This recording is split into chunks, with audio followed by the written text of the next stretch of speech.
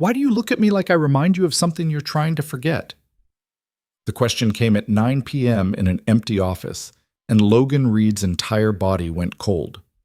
For 6 months, he'd avoided Ava Stone, his new CEO, his boss, the woman whose brother died on his watch 5 years ago. He thought he'd been careful, subtle, but she'd seen through every deflection, every excuse, every late-night escape route.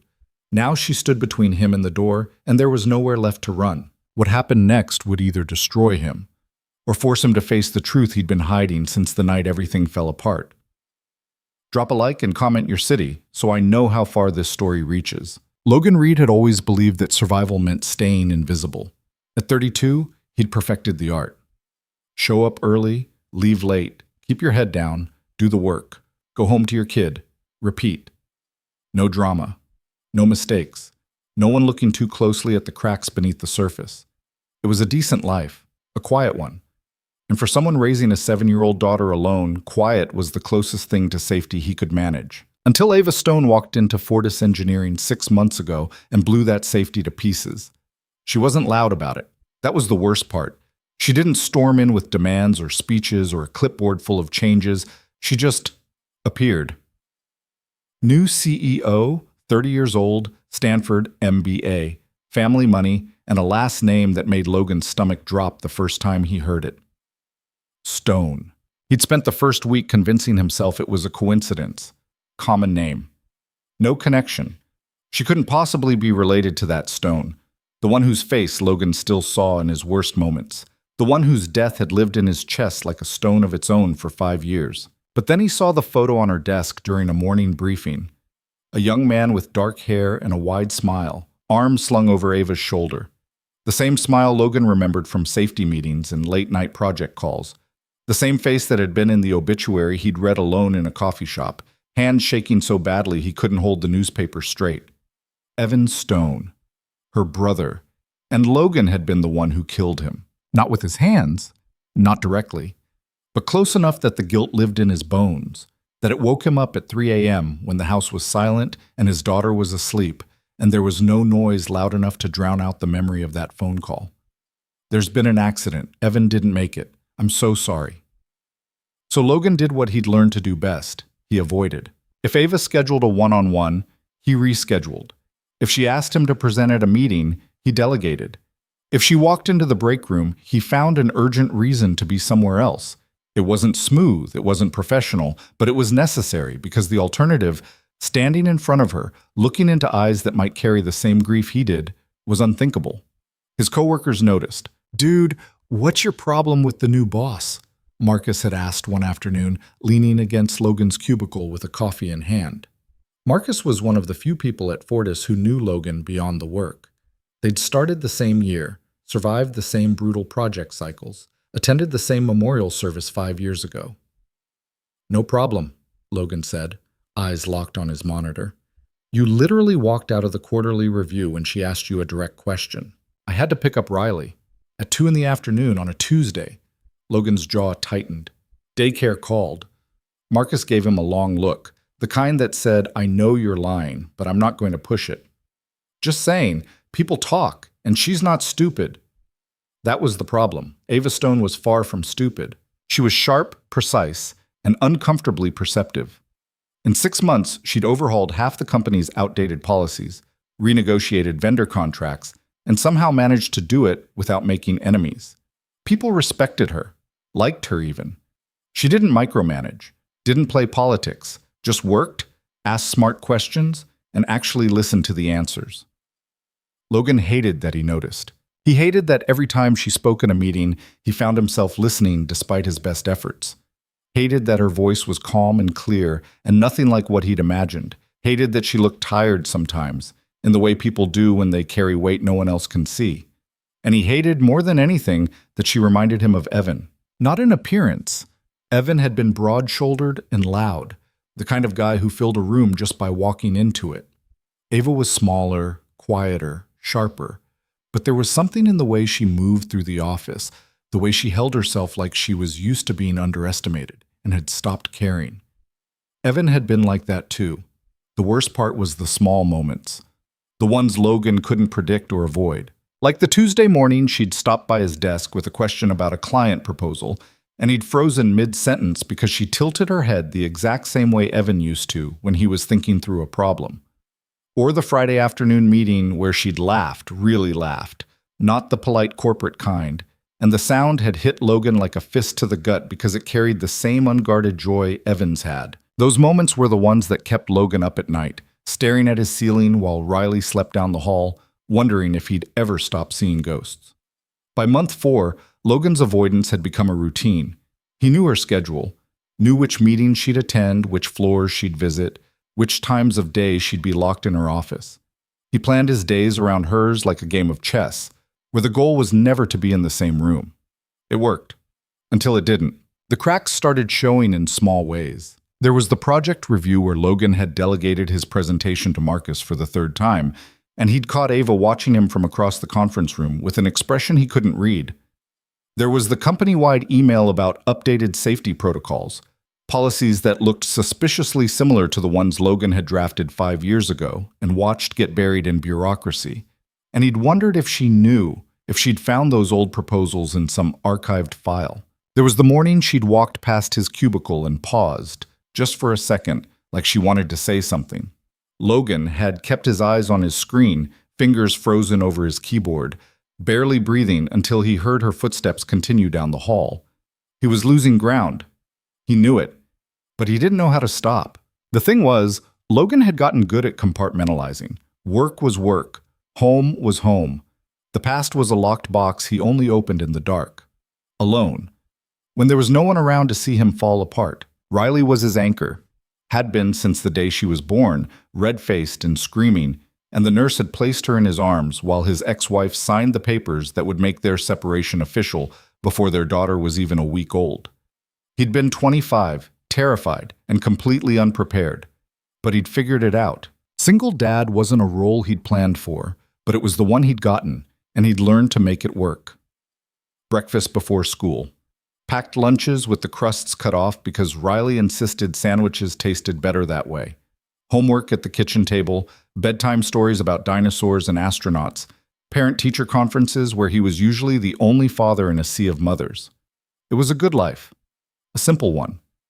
And Logan had convinced himself that was enough. But then Evan had died, and something in Logan had broken in a way he couldn't fix. The guilt had seeped into everything. His work, his sleep, his ability to look at himself in the mirror without seeing a killer staring back. He'd started therapy for a while, sat in an office with beige walls, and talked to a woman with kind eyes about survivor's guilt and accountability and forgiveness. It hadn't helped, because the truth was, Logan didn't want forgiveness. He wanted to go back, wanted to tell his younger self to say no, to push back harder, to put his foot down, and refuse to sign off on a schedule that put profit over people. But he couldn't. So he'd done the next best thing. He'd made himself small, kept his head down, worked hard enough to be valuable but not visible, raised his daughter and pretended the rest of the world didn't exist. And it had worked. Until Ava. The day everything changed started normal enough.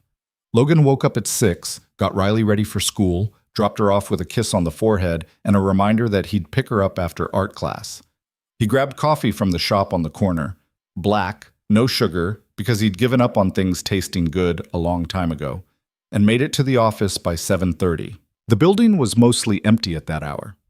Logan liked it that way, liked the quiet hum of the HVAC system, the way his footsteps echoed in the stairwell, the sense that he had the place to himself for just a little while. He settled into his cubicle, pulled up his project files, and lost himself in work. By 8, the office started filling up. Voices in the hallways, the smell of burnt coffee from the break room, the steady click of keyboards, and the occasional burst of laughter from the sales team on the other side of the floor. Logan kept his head down. The morning passed in a blur of emails and spreadsheets. At noon, Marcus stopped by with takeout. "You eat yet?" Logan glanced up. "I'm good." That's not an answer. Marcus dropped a container of pad thai on Logan's desk. "Eat. You look like hell." "Thanks." "I'm serious. When's the last time you slept?" Logan shrugged. Riley had a nightmare. We were up late. It wasn't a lie. Riley had woken up around 2, crying about monsters under her bed. Logan had spent an hour sitting on her floor, holding her hand until she fell back asleep. But that wasn't why he looked tired. Marcus pulled up a chair. You still avoiding the boss? I'm not avoiding anyone. Right. That's why you've rescheduled your check-in with her 4 times. I've been busy. Logan, Marcus's voice dropped. I know this is hard, but you can't keep doing this. Doing what? Running. Whatever happened with Evan? Don't. Logan's voice came out sharper than he intended. Just don't. Marcus held up his hands. Okay, just think about it. She's not going anywhere, and neither are you. So at some point, you're going to have to deal with it. Logan didn't respond, just stared at his screen until Marcus sighed and left. The afternoon dragged on. Logan sat through 2 meetings, contributed the bare minimum, and counted down the hours until he could leave. By 5, the office started emptying out. By 6, most people were gone. Logan stayed. He always stayed late on Thursdays. Riley had art class until 7, which gave him an extra couple of hours to catch up on work without distractions. It was one of the few times during the week he didn't feel like he was constantly behind.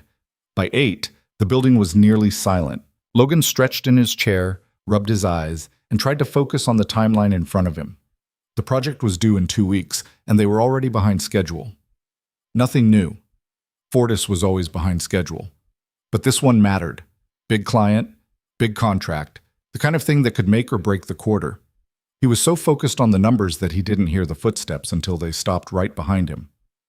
Logan, he flinched, hard enough that his knee slammed into the underside of his desk. Pain shot up his leg, but he barely felt it because his entire body had gone cold. He turned slowly. Ava Stone stood 3 feet away, arms crossed, wearing a navy blazer and jeans. Her expression was calm, unreadable. Miss Stone? Logan's voice sounded strangled even to his own ears. I didn't know you were still here. I could say the same about you. Just catching up on some work? At 8 o'clock on a Thursday. Yeah. She didn't move, didn't blink, just looked at him with those dark, steady eyes, and Logan felt like every defense he'd built over the past 6 months was crumbling under the weight of her gaze. You've been avoiding me, she said. Not a question, a statement. Logan's throat tightened. I've been busy. For 6 months? It's been a busy 6 months. Logan. Her voice was quiet, but there was steel underneath.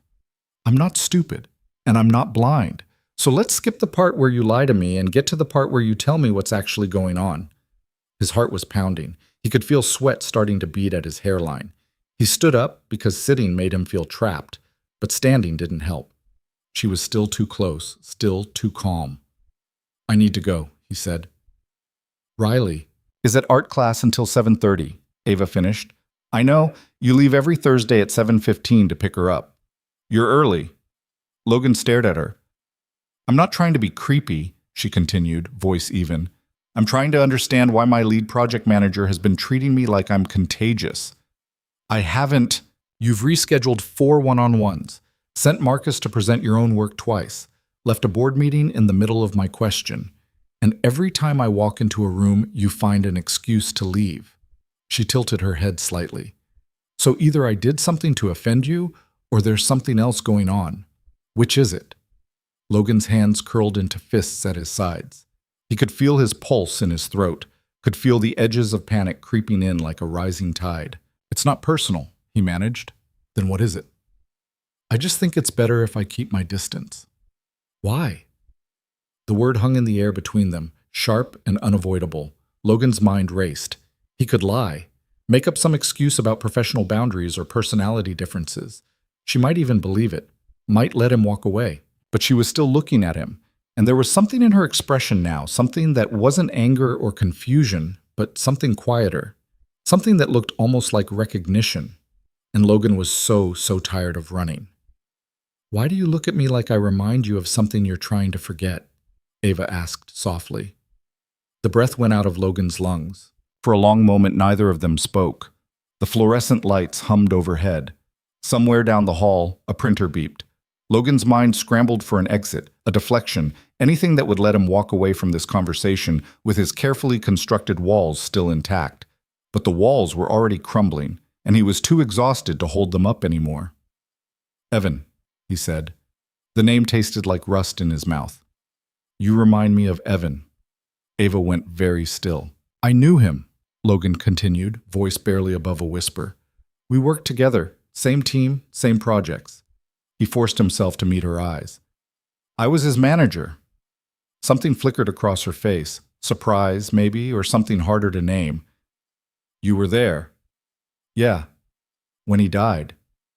"Not physically," Logan's voice cracked. "But I was the one who approved the schedule, the one who signed off on the overtime.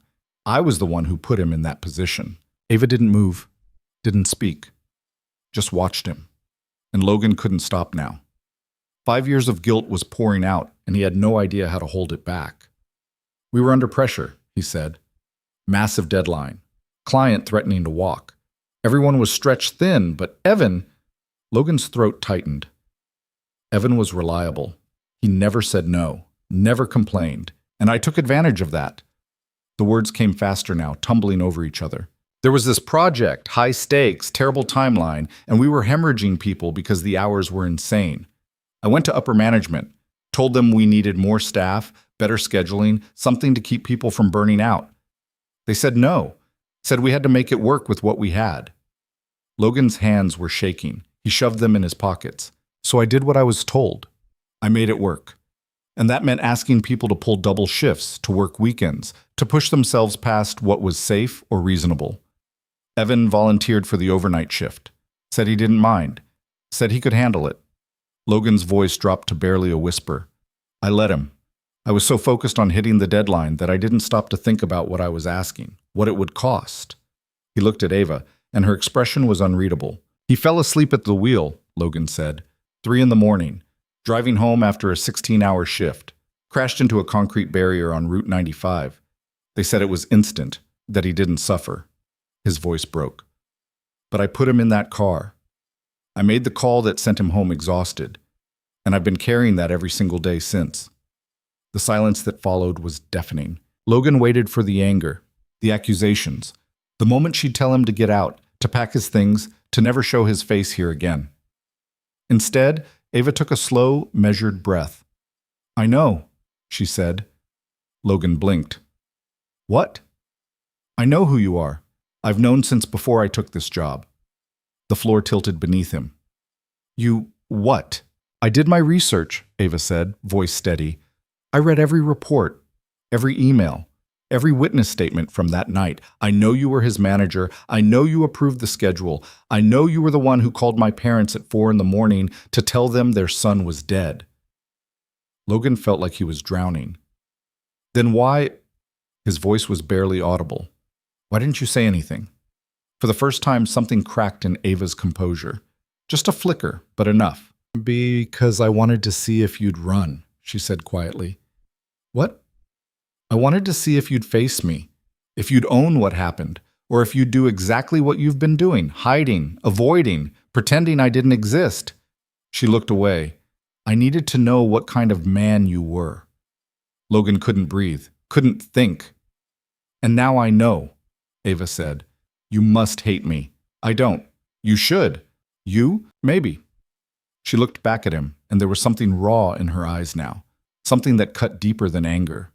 "But hate's exhausting, and I've been carrying my own weight for 5 years. Logan stared at her, lost. "I didn't come here to punish you," Ava continued. "I came here because this company meant something to Evan. Because the work you were trying to do, the safety initiatives you tried to push through before he died, mattered to him. And when I saw your name in those files, saw what you'd been fighting for, I realized something." Logan's heart hammered against his ribs. "You weren't the villain," Ava said. "You were just another person trying to survive a system that didn't care about anything except the bottom line." "I signed off on it," Logan said desperately. "I made the call. And I told him to take the shift." The words hit like a punch to the chest. Logan froze. "What?" Ava's jaw tightened, her hands clenched into fists at her sides. "Evan called me that night," she said, "around midnight. He was exhausted, said he wasn't sure he should drive home, that maybe he should just sleep in his car in the parking lot until morning." Her voice wavered. "And I told him not to be ridiculous, told him to push through, that he was almost done. that it was just one more night, that it would all be worth it when the project was finished. She looked at Logan, and her eyes were bright now, sharp with tears she wouldn't let fall. "So if you want to blame someone," she said, "get in line, because I've been doing that for 5 years too." The air between them was thick with grief, with guilt that had nowhere left to go. "I told him to drive home," Ava whispered. "I was his big sister. He trusted me. And I told him to get behind the wheel when he was too tired to see straight." Logan's chest ached. "We've both been punishing ourselves," Ava said, "for the same thing. Alone." "I don't know how to stop," Logan admitted. "Neither do I." Her voice was barely audible now. "But I'm tired of carrying it by myself. Aren't you?" Logan nodded because he couldn't trust his voice. For a long moment, they just stood there in the empty office. Two people bound by loss, by mistakes, by the weight of a single night that had shaped everything that came after. Finally, Ava took a step back. She wiped her eyes quickly, like she was angry at herself for showing weakness. "I'm not asking you to forgive yourself," she said. "I don't even know if I can forgive myself. But I am asking you to stop running. From me. From this." She gestured between them. "Because I think we're the only two people in the world who understand what this actually cost." Logan's throat was tight. "What do you want from me?" "I want you to stay," Ava said. "I want you to show up, to stop hiding, and I want us to figure out how to turn what happened into something that actually matters." She met his eyes. "Evan deserves that much. Don't you think?" The words settled over Logan, not light, but solid, real. "Yeah," he said roughly. "He does." Ava nodded once. "Good. Then I'll see you tomorrow, 9 a.m. My office. And Logan?" He looked at her. "Don't reschedule." She turned and walked toward the elevator, her footsteps echoing in the empty hallway. Logan watched her go, his chest tight, his hands still shaking. When the elevator doors closed, he sank back into his chair and dropped his head into his hands. For the first time in 5 years, Logan let himself cry. Not because the guilt was gone. It wasn't. It probably never would be. But because for the first time, he wasn't carrying it alone. And that made all the difference. Hush. Word count. Approximately 4,200 words I need to continue expanding to reach 6,500 to 7,000 words. Let me add more depth to the story. Set. When Logan finally pulled himself together, it was almost 9. He'd missed Riley's pickup time by nearly an hour. Panic shot through him as he grabbed his phone. 3 missed calls from the art studio. 2 voicemails. He was already dialing back as he ran for the elevator, his heart hammering with a different kind of guilt now. "Logan?" The voice on the other end was patient. Mrs. Chen had been Riley's art teacher for 2 years. She'd seen him late before. "She's fine. We're just finishing up cleanup, but you might want to hurry." "I'm so sorry. I'm on my way. 10 minutes. "Take your time. She's drawing." The drive across town felt endless. Logan gripped the steering wheel too tight, his knuckles white, his mind still spinning from the conversation with Ava. Every word she'd said played on repeat. "I know who you are. I've known since before I took this job." She'd known. The entire time she'd known. And she'd been watching him run. The art studio was in a renovated warehouse in the arts district, all exposed brick and large windows. Logan parked haphazardly and jogged inside. The main room was empty except for Mrs. Chen cleaning paintbrushes at the sink and Riley sitting cross-legged on the floor, surrounded by sheets of paper covered in crayon drawings. "Daddy!" Riley looked up, her face lighting up. No anger, no frustration, just pure 7-year-old joy at seeing him. Logan's chest constricted. "Hey, Bug?" He crouched down beside her. "I'm sorry I'm late." "It's okay. I made you a picture." She held up a drawing of what appeared to be a purple dinosaur standing next to a very tall building. "That's you at work, and that's a stegosaurus because they're my favorite." "It's perfect," Logan said, and meant it. Mrs. Chen walked over, wiping her hands on a towel. "She did great today, very focused. Thanks for staying late. I really am sorry." "Don't worry about it," Mrs. Chen smiled. "These things happen." But they shouldn't, Logan thought as he gathered Riley's backpack and art supplies. Not with him. He'd built his entire life around being reliable, being present, being the one person Riley could count on no matter what. And tonight he'd led a conversation with his boss with the sister of a man he'd killed, throw him so completely off balance that he'd forgotten his own daughter. In the car, Riley chattered about her day, something about a boy named Mason who ate paste, something about a new dinosaur book the school library got. Logan made the appropriate sounds, nodded in the right places, but his mind was elsewhere. I told him to take the shift. Ava's voice echoed in his head. The crack in her composure when she'd admitted her own guilt. The way her hands had shaken just slightly before she'd clenched them into fists. She'd been carrying the same weight he had, for just as long. They pulled into the driveway of the small house Logan rented in a quiet neighborhood 20 minutes from downtown. It wasn't much. 2 bedrooms, 1 bathroom, a kitchen that was too small, and a backyard that was mostly weeds. But it was theirs, safe, stable. Inside, Logan made dinner while Riley spread her homework across the kitchen table. Mac and cheese from a box. Carrot sticks because he was at least trying to pretend they ate vegetables. A glass of milk that Riley immediately protested she was too old for. "You're 7, Logan said. "Drink the milk." "Mason doesn't have to drink milk." "Mason eats paste," Riley giggled. Fair point. They ate in comfortable silence, the kind that came from years of just the two of them. After dinner, Logan supervised teeth brushing, read 3 chapters of a book about a girl who discovered she was secretly a dragon, and tucked Riley into bed with her favorite stuffed triceratops. "Daddy?" Riley's voice was sleepy. "Are you okay?" Logan paused in the doorway. "Yeah, Bug. Why?" "You seem sad." Kids were too perceptive. Logan had learned that early on. You couldn't hide from them. Couldn't fake it the way you could with adults. "Just a long day," he said honestly. "But I'm okay." "Promise?" "Promise." Riley nodded, satisfied, and closed her eyes. Logan watched her for a moment longer, this small person who trusted him completely, who had no idea how badly he'd failed someone else's brother, someone else's son. He couldn't fail her too. Back in the kitchen, Logan cleaned up dinner, loaded the dishwasher, wiped down the counters. Routine. Normal.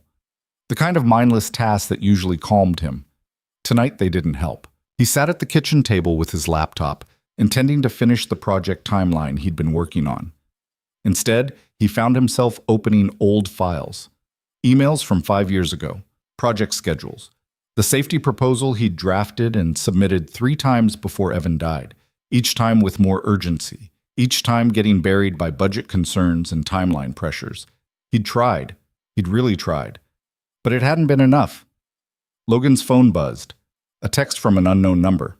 "It's Ava. Don't reschedule tomorrow. I mean it." He stared at the message for a long time before typing back. "I won't." Her response came immediately. "Good. Get some sleep." Logan almost laughed. Sleep. Like that was something he knew how to do anymore. But he shut his laptop, turned off the lights, and went to bed anyway. Lay in the dark, staring at the ceiling, listening to the house settle around him, thinking about a woman who'd spent 6 months watching him run and had finally decided to stop letting him. Tomorrow, he'd go to her office. Tomorrow, he'd face whatever came next. Tonight, he just let himself feel the weight of it all, the grief, the guilt, the strange, unexpected relief of knowing he wasn't alone anymore. And somewhere in the early hours of the morning, exhaustion finally pulled him under. Logan woke up to Riley jumping on his bed at 6:30, which was both too early and exactly on schedule. "Daddy, you're going to be late," she announced, bouncing hard enough that his spine protested. "You always wake me up at 6:30. Now it's 6:30 and you're still sleeping." Logan groaned and pulled a pillow over his face. 5 more minutes. "That's what I say and you never let me." She had a point. He dragged himself out of bed, made breakfast on autopilot, scrambled eggs, toast, orange juice, and got Riley ready for school. The morning routine was so ingrained in his muscle memory that he didn't have to think about it, which was good because his brain was already stuck on the 9 a.m. meeting with Ava. Don't reschedule. He wouldn't, couldn't, even if he wanted to. Something had shifted last night. Some wall he'd spent 5 years building had finally cracked wide enough that there was no patching it back together. After dropping Riley off, Logan sat in his car in the school parking lot for 10 minutes, gripping the steering wheel, trying to remember how to breathe normally. Other parents streamed past, chatting and laughing, living lives that looked so much simpler than his felt. He wanted to drive away, wanted to call in sick, pack Riley up after school, and just disappear for a while. Instead, he started the car and headed to Fortis. The office was already buzzing when he arrived at 8:15. Logan kept his head down, went straight to his desk, and tried to focus on work. Failed completely. By 8:45, he'd read the same email 3 times without absorbing a single word. At 8:50, his phone buzzed. "My office is on the 4th floor. Don't make me come find you." Logan almost smiled despite himself. Ava Stone didn't waste words. He took the stairs instead of the elevator, buying himself an extra minute. The 4th floor was executive territory. Bigger offices, better furniture, fewer people. Logan had only been up here a handful of times, usually for presentations to the board or meetings he couldn't delegate his way out of. Ava's office was at the end of the hall, corner view, glass walls that she'd covered with partially drawn blinds. Logan could see her through the gaps, sitting at her desk, reading something on her laptop with the kind of focus that made the rest of the world disappear. He knocked. She looked up immediately. "Come in." Logan stepped inside and closed the door behind him. The office was surprisingly sparse: desk, chairs, bookshelf, and that photo of Evan on the corner of her desk. No corporate motivational posters, no awards on the walls, just a space that felt temporary, like she hadn't decided yet if she was staying. "Sit," Ava said, gesturing to the chair across from her. Logan sat. For a moment, neither of them spoke. Ava studied him with the same steady gaze from last night, and Logan resisted the urge to look away. "How'd you sleep?" she asked finally. "Not great. You?" "Same." Another pause. Logan's hands were sweating. He wiped them on his jeans. "I've been thinking," Ava said, leaning back in her chair, "about what happens next." "Okay." "I don't want your resignation." Logan blinked. "I wasn't planning to—" "Yes, you were." Her voice was matter-of-fact. "You were planning to walk in here, apologize again, and tell me it would be easier for everyone if you left.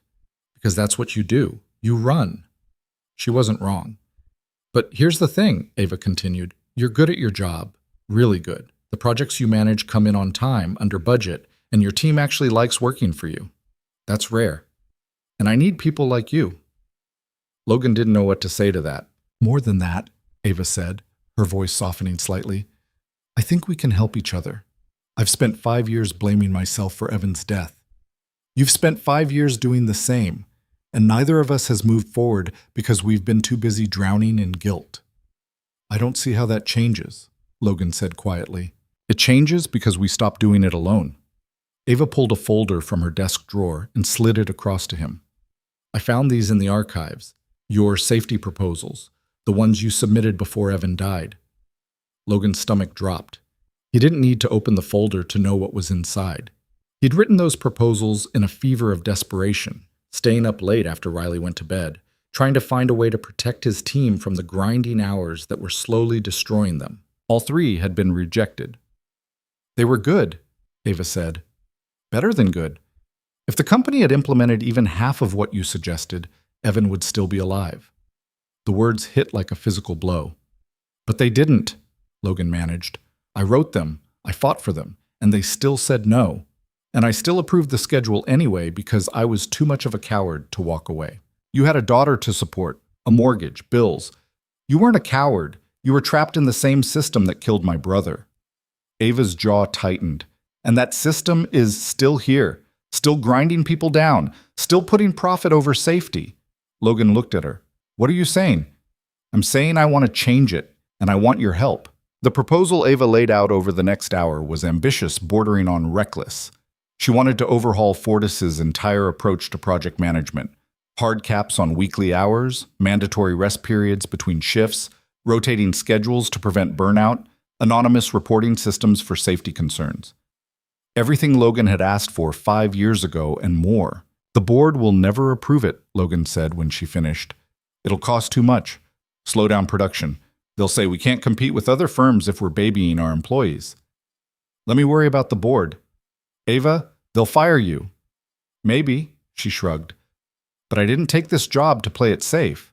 I took it because I wanted to make sure what happened to Evan never happens to anyone else. And I can't do that without someone who understands the problem from the inside." Logan stared at her. "You really think we can pull this off?" "I think we have to try." There was something in her voice, not quite hope, but determination. The kind that came from grief channeled into purpose. Logan recognized it because he'd been searching for that same thing for 5 years and coming up empty. "Okay," he said. "I'm in." Ava nodded, and for the first time since he'd met her, she smiled. Small, genuine, there and gone in a second. But it was enough. "Good. Then let's get to work." The next 2 weeks were brutal. Logan threw himself into the project with an intensity that surprised even him. He and Ava met almost daily, sometimes in her office, sometimes in conference rooms, once in a coffee shop downtown when the office felt too suffocating. They dug through years of project data, injury reports, turnover rates, built spreadsheets and projections and presentations meant to convince skeptical executives that treating people like humans was actually good business. It was exhausting and strange, and the first time in 5 years Logan felt like he was doing something that mattered. The rest of the office noticed. "So you're not avoiding the boss anymore," Marcus observed one afternoon, dropping into the chair next to Logan's desk with his perpetual cup of coffee. "Nope." "What changed?" Logan kept his eyes on his screen. "We talked." "That's it? You talked?" "Yeah." Marcus waited, clearly expecting more. When Logan didn't elaborate, he sighed. "You're the worst gossip in this entire building." "I'm not a gossip at all." "Exactly. It's a problem." Despite himself, Logan smiled. But the work wasn't just spreadsheets and meetings. It was also facing the parts of the past Logan had buried. Ava insisted they document everything, not just the statistics, but the human cost. That meant tracking down people who'd worked under the old system, people who'd burned out or left, or worse. It meant talking to Evan's old teammates. Logan had avoided them for 5 years. Some had left the company, some had transferred to different departments. But a few were still around, still working the same grinding schedules, still pushing through the same impossible demands. The first one Logan approached was Sarah Chen, a software engineer who'd been on Evan's team and was now leading her own projects. She was in the break room when Logan found her, eating a sad desk salad and scrolling through her phone.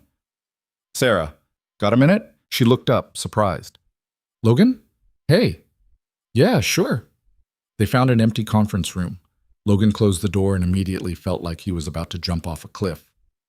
"I wanted to ask you about something," he started, "about the Titan project, 5 years ago." Sarah's expression shifted. "What about it? You were there. You worked those same hours Evan did." Logan swallowed hard. "I'm putting together a proposal to change how we schedule projects. Make sure what happened to him doesn't happen again, and I need to understand what it was actually like. From someone who lived through it." Sarah was quiet for a long moment. Then she set down her fork. "It was hell," she said simply. "We were working 70, 80-hour weeks for months. People were falling asleep at their desks, making stupid mistakes because we were too tired to think straight.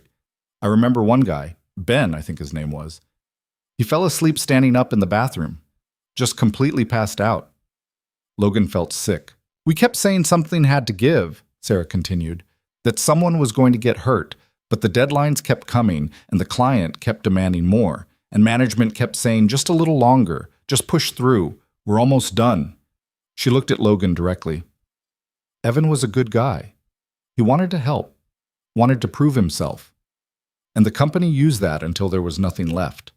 "I'm sorry," Logan said. "I should have fought harder. Should have done more." "You did fight," Sarah interrupted. "I saw the emails, the proposals you sent up the chain. You tried to protect us, but you were one person up against a whole system that didn't care." She paused. "We didn't blame you, Logan. We blamed the people who could have changed things and chose not to." The words settled over him, heavy and strange. Forgiveness he hadn't asked for. Understanding he didn't think he deserved. "Thank you," he managed. Sarah nodded. "Whatever you're trying to do now, I hope it works. Because nothing's really changed. We're still drowning. We're just better at hiding it." Logan talked to 6 more people over the next week. Got 6 variations of the same story. Too many hours, too much pressure, too little support. People who loved their work but hated what it was doing to them. People who'd left friends and family behind because the job demanded everything and gave back nothing but a paycheck and the promise that things would get better next quarter. They never did. Each conversation left Logan raw, but they also gave him something he hadn't expected. evidence, real stories from real people that couldn't be dismissed as whining or weakness. This wasn't about a few bad employees, it was about a culture that treated burnout as the cost of doing business. He compiled everything into a document that ran 43 pages. Statistics, testimonials, cost-benefit analyses, implementation timelines. It was the most comprehensive thing Logan had ever written. And when he finally handed it to Ava, his hands were shaking. She read it in one sitting while Logan paced her office, too anxious to sit down. When she finished, she looked up. "This is good. Really good." "Yeah?" "Yeah. But you know what happens now, right?" Logan nodded. "We present it to the board, and they're going to fight us on every single point." "I know." Ava closed the folder and stood. "Then let's make sure we're ready." The board meeting was scheduled for a Friday afternoon. Logan spent the entire week before it rehearsing, revising, trying to anticipate every possible objection. Ava was relentless, pushing him to be clearer, sharper, more direct. No hedging, no apologizing, no corporate speak that obscured the truth. "They're going to try to dismiss this as idealistic," she said during one practice session. "They're going to say it's too expensive, too complicated, too risky. And you need to be ready to call that what it is, an excuse to keep exploiting people." "That's not exactly diplomatic," Logan pointed out. "Good. I'm tired of diplomacy." By Thursday night, Logan felt as ready as he was ever going to be. He picked Riley up from school, made dinner, helped with homework, and tried to act like everything was normal. But Riley knew him too well. "You're nervous," she said at bedtime. "A little." "About what?" Logan hesitated. He'd never told Riley about Evan, hadn't known how to explain that sometimes people died because other people made bad choices, and that her dad was one of those people. She was 7. She shouldn't have to carry that weight, but she was also smart, and she deserved something closer to the truth. "I'm trying to fix something at work," he said carefully. "Something I should have fixed a long time ago, and I'm worried I'll mess it up." Riley considered this. "But you're trying now, right?" "Yeah." "Then that's what matters." Logan kissed her forehead. "When'd you get so wise?" "I'm 7. I've learned a lot." Friday morning arrived too fast. Logan put on his best suit, the one he saved for client presentations and funerals, and drove to the office with his stomach in knots. Ava met him outside the boardroom at 2 o'clock. "Ready?" she asked. "No." "Good. Me neither." She straightened his tie. "Just remember, we're not asking permission. We're telling them what's going to change." The boardroom was all dark wood and leather chairs built to intimidate. 8 executives sat around the table, most of them men in their 50s and 60s who'd been with the company since before Logan was born. They looked at him the way you'd look at an inconvenient insect. Ava took the head of the table. Logan stood beside the projector, remote in hand, trying not to sweat through his shirt. "Thank you for making time," Ava began. "We're here to discuss implementation of a new workplace safety and wellness initiative. Logan Reed, our lead project manager, has put together a comprehensive proposal." "Logan?" He clicked to the first slide, and then he started talking. He walked them through the data, injury rates, turnover costs, productivity losses from burnout, showed them the testimonials from employees who'd left or were considering it, explained the proposed changes and the projected costs, anticipated their objections and countered them before they could voice them. Halfway through, Richard Dawson, CFO, old guard, the kind of man who thought people were interchangeable parts, interrupted. "This is all very nice, Mr. Reed, but the bottom line is we're a business, not a charity. Our competitors aren't coddling their employees. If we implement these restrictions, we'll lose contracts to firms that can move faster and deliver cheaper." Logan had expected this, had practiced his response a dozen times, but what came out wasn't rehearsed. 5 years ago, Logan said, a man named Evan Stone died driving home from one of our projects. He was 26. He'd worked a 16-hour shift because we told him we needed him to, because hitting a deadline was more important than his safety. And when he crashed his car into a concrete barrier at 3 in the morning, we sent flowers to the funeral and moved on. The room went silent. "I approved that schedule," Logan continued, his voice steady now. "I signed off on it because I was trying to save the project, and I've spent 5 years wishing I'd had the guts to say no, to tell you that what you were asking wasn't sustainable, that people matter more than deadlines." He looked directly at Dawson. "So yes, we're a business. But we're a business that's built on human beings who have families and lives and limits. And if we keep treating them like machines, we're going to keep losing good people. Some of them to other jobs. Some of them to burnout. And some of them, his voice caught, some of them will lose permanently. Is that really the legacy you want? No one spoke. Ava stood. The proposal is comprehensive and financially sound. Implementation begins next quarter with or without your approval. But I'd rather do this together than make it a fight. She looked around the table. Anyone have questions? Richard Dawson leaned back in his chair, studying Logan with an expression somewhere between annoyance and grudging respect. One question, he said. How do we know this won't happen again? How do we guarantee that employees won't abuse these protections? Call in tired when they're not. Use this as an excuse to slack off. Logan felt anger flash hot in his chest, but before he could respond, Ava cut in. We don't, she said flatly. Just like we can't guarantee employees won't steal office supplies or fake sick days now, but in 15 years with this company, I've watched hundreds of people work themselves to exhaustion because they cared about doing good work. The problem isn't that people want to slack off. The problem is we've built a culture where asking for help feels like failure. She paused, letting that sink in. So we're going to trust our people. And if someone abuses that trust, we'll deal with it the way we deal with any other misconduct. But we're not going to keep sacrificing good employees because we're afraid of a few bad actors. The room was quiet for a long moment. Then Patricia Vance, head of operations, spoke up. I'd like to see a phased rollout. Start with one department, measure results, scale if it works. That's reasonable, Ava said. And quarterly reviews, added someone else. Make sure this doesn't tank productivity. Already in the proposal. One by one, the executives weighed in. Some skeptical, some cautiously supportive, none outright opposed. By the time the meeting ended an hour later, Logan's shirt was soaked with sweat and his hands wouldn't stop shaking, but they'd done it. The proposal passed. Outside the boardroom, Logan leaned against the wall and tried to remember how to breathe normally. Ava stood beside him, arms crossed, expression unreadable. That was, Logan started. Terrifying? Yeah. Good. If it wasn't scary, it wouldn't matter. She looked at him. You did well in there. I almost lost it when Dawson started talking about people abusing the system. But you didn't. You told the truth instead. Ava pushed off the wall. Come on, I'm buying you a drink. But they ended up at a bar 2 blocks from the office, the kind of place that catered to the after-work crowd with overpriced cocktails and dim lighting. Ava ordered whiskey neat. Logan got a beer he didn't really want but needed something to do with his hands. To not failing completely, Ava said, raising her glass. Logan clinked his bottle against it. I'll drink to that. They sat in silence for a while, the adrenaline from the meeting slowly draining away. The bar was filling up around them, people laughing, complaining about their bosses, living normal lives that didn't involve confronting boards of directors about dead brothers. Can I ask you something? Logan said finally. Sure. Why'd you really come to Fortis? You could have gone anywhere, done anything. Why come here and dig up all this pain? Ava swirled her whiskey, watching the amber liquid catch the light. Because I was tired of running, she said quietly.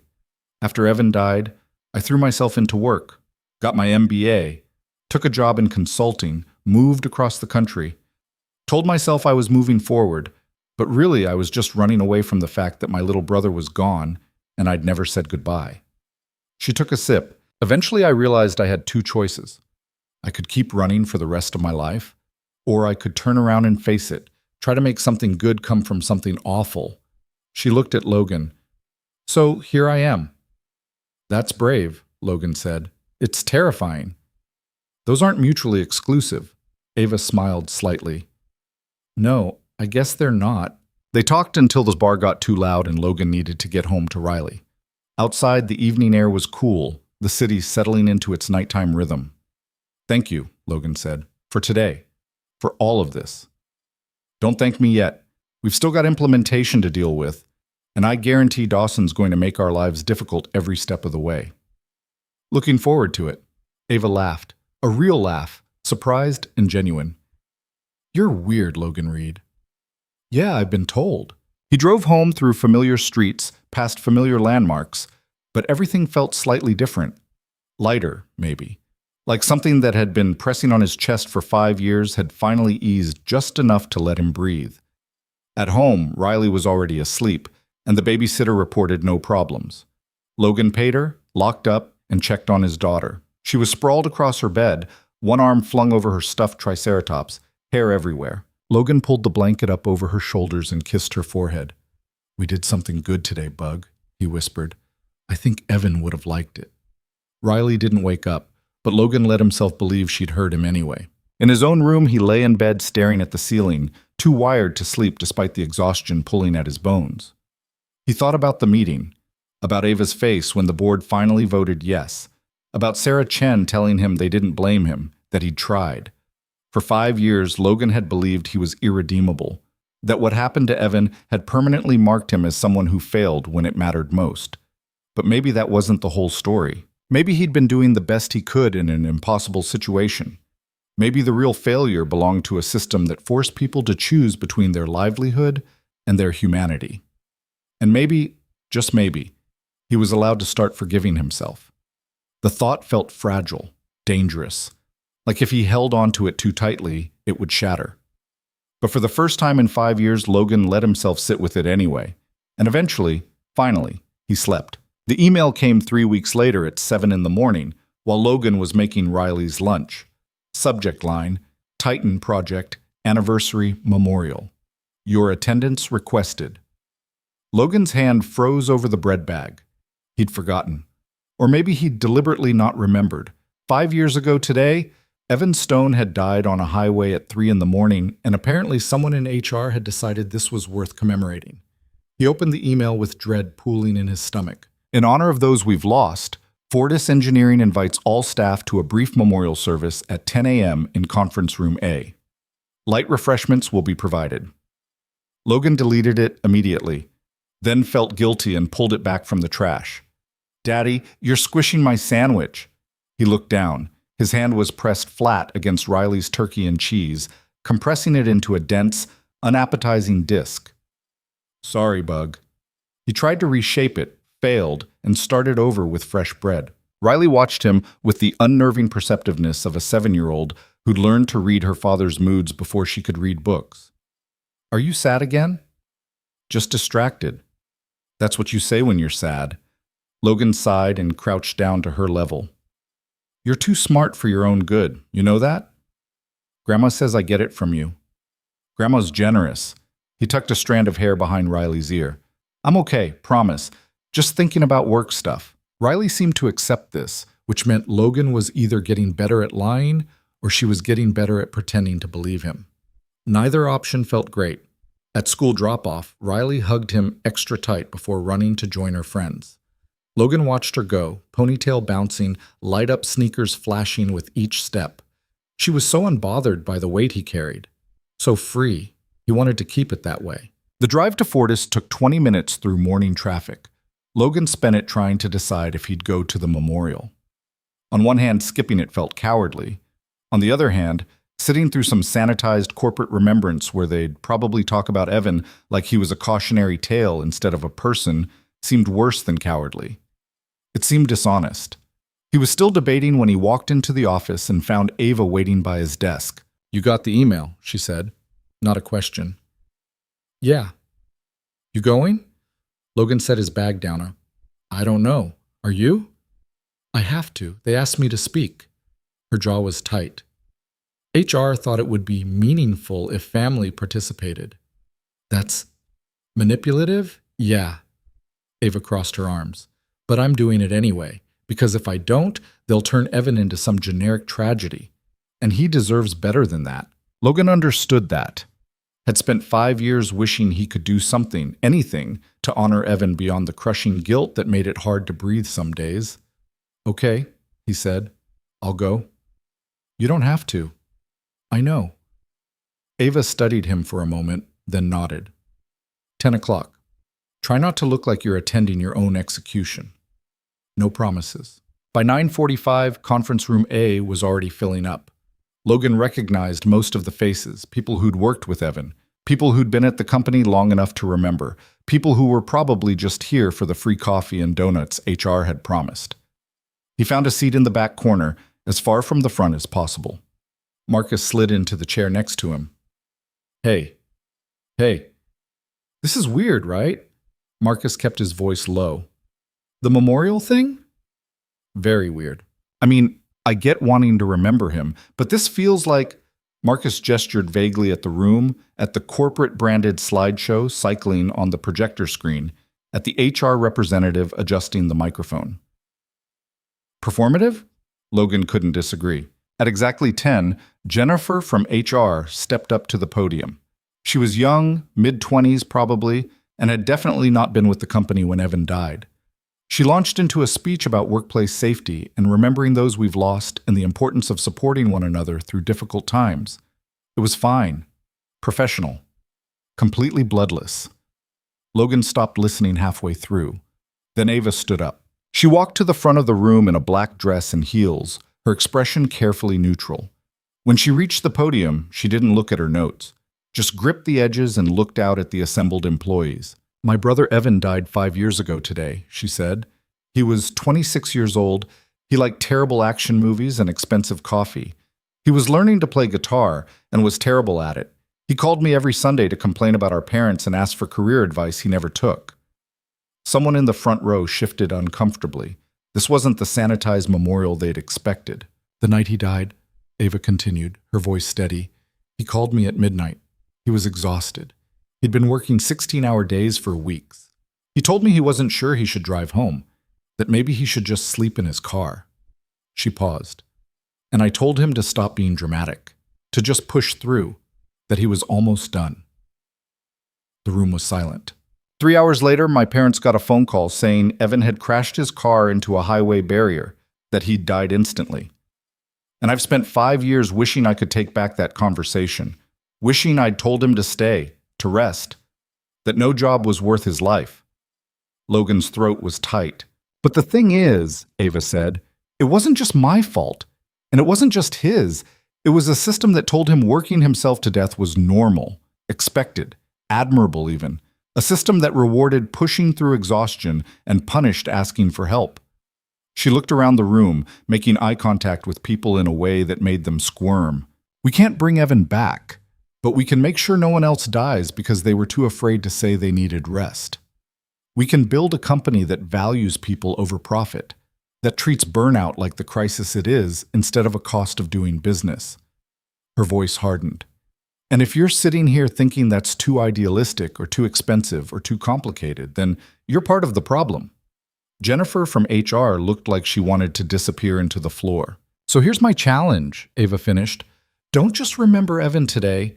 Don't just feel sad for 5 minutes and then go back to your desks and forget. Actually change something. Speak up when you see someone drowning. Push back when deadlines become more important than health. Make this place better. She stepped back from the podium. That's all I've got. No one clapped. The silence was too heavy for applause. Ava walked back to her seat in the front row, and Jennifer from HR scrambled to close out the memorial with some awkward words about refreshments in the hallway. People filed out quietly, most of them looking uncomfortable, some of them looking thoughtful. Logan waited until the room had mostly cleared, then made his way to the front where Ava stood alone, staring at nothing. That was, he started. Too much? No, it was honest. Ava laughed, but it sounded hollow. Jennifer's probably going to file a complaint with the board. Pretty sure I violated about 6 HR protocols. Worth it. Yeah. She turned to look at him. Yeah, it was. They stood there in the empty conference room, 2 people bound by a grief that was simultaneously shared and completely isolating. You want to get out of here? Logan asked. Desperately. They ended up at the same bar from 3 weeks ago, even though it was barely 11 in the morning. The bartender gave them a look but didn't comment when Ava ordered whiskey and Logan got coffee because someone had to pick up Riley at 3. I hate those things, Ava said, staring into her glass. Corporate memorials, they sanitize everything, make it palatable. Like Evan was just a statistic instead of a person. You made sure people remembered he was a person. I made sure people were uncomfortable. She took a sip. There's a difference. Logan wrapped his hands around his coffee mug. You said what needed to be said. Did I? Or did I just make myself feel better by unloading 5 years of guilt onto a room full of people who were expecting a nice, neat ceremony they could forget about in an hour? Both can be true. Ava looked at him. You ever wonder if we're doing this for the right reasons? The safety initiative, the policy changes, all of it. Are we actually trying to help people? Or are we just trying to fix ourselves? Logan had thought about this. Late at night when he couldn't sleep, when the weight of everything felt too heavy to carry. The question of whether he was doing this to honor Evan or just to ease his own guilt. I don't know, he said honestly. Maybe it doesn't matter. If the end result is the same, if people are safer, if the company is better, does it matter why we're doing it? Philosophically, probably not, but it matters to me. Ava set her glass down. I need to know I'm not just performing grief, that this isn't all some elaborate way to avoid dealing with the fact that my brother is dead, and I'll never get to apologize for telling him to drive that night. You know he wouldn't want you to carry that, right? Do I? Her voice cracked slightly. Because I never got to ask him, never got to have that conversation. He died, and I was left with all this. She gestured helplessly. Everything, and no way to fix it.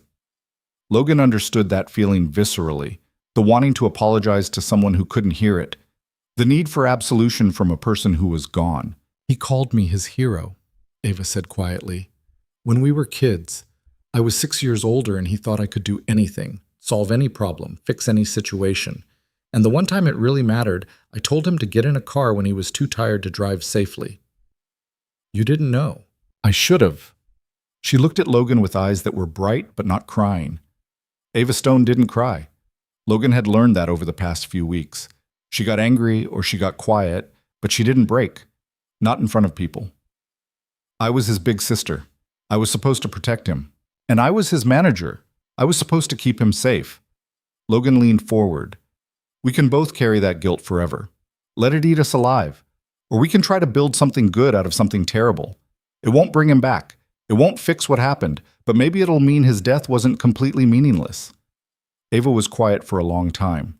Then she drained her whiskey and stood up. Come on, we have work to do. The implementation of the new policies was messier than either of them had anticipated. Richard Dawson fought them on every detail.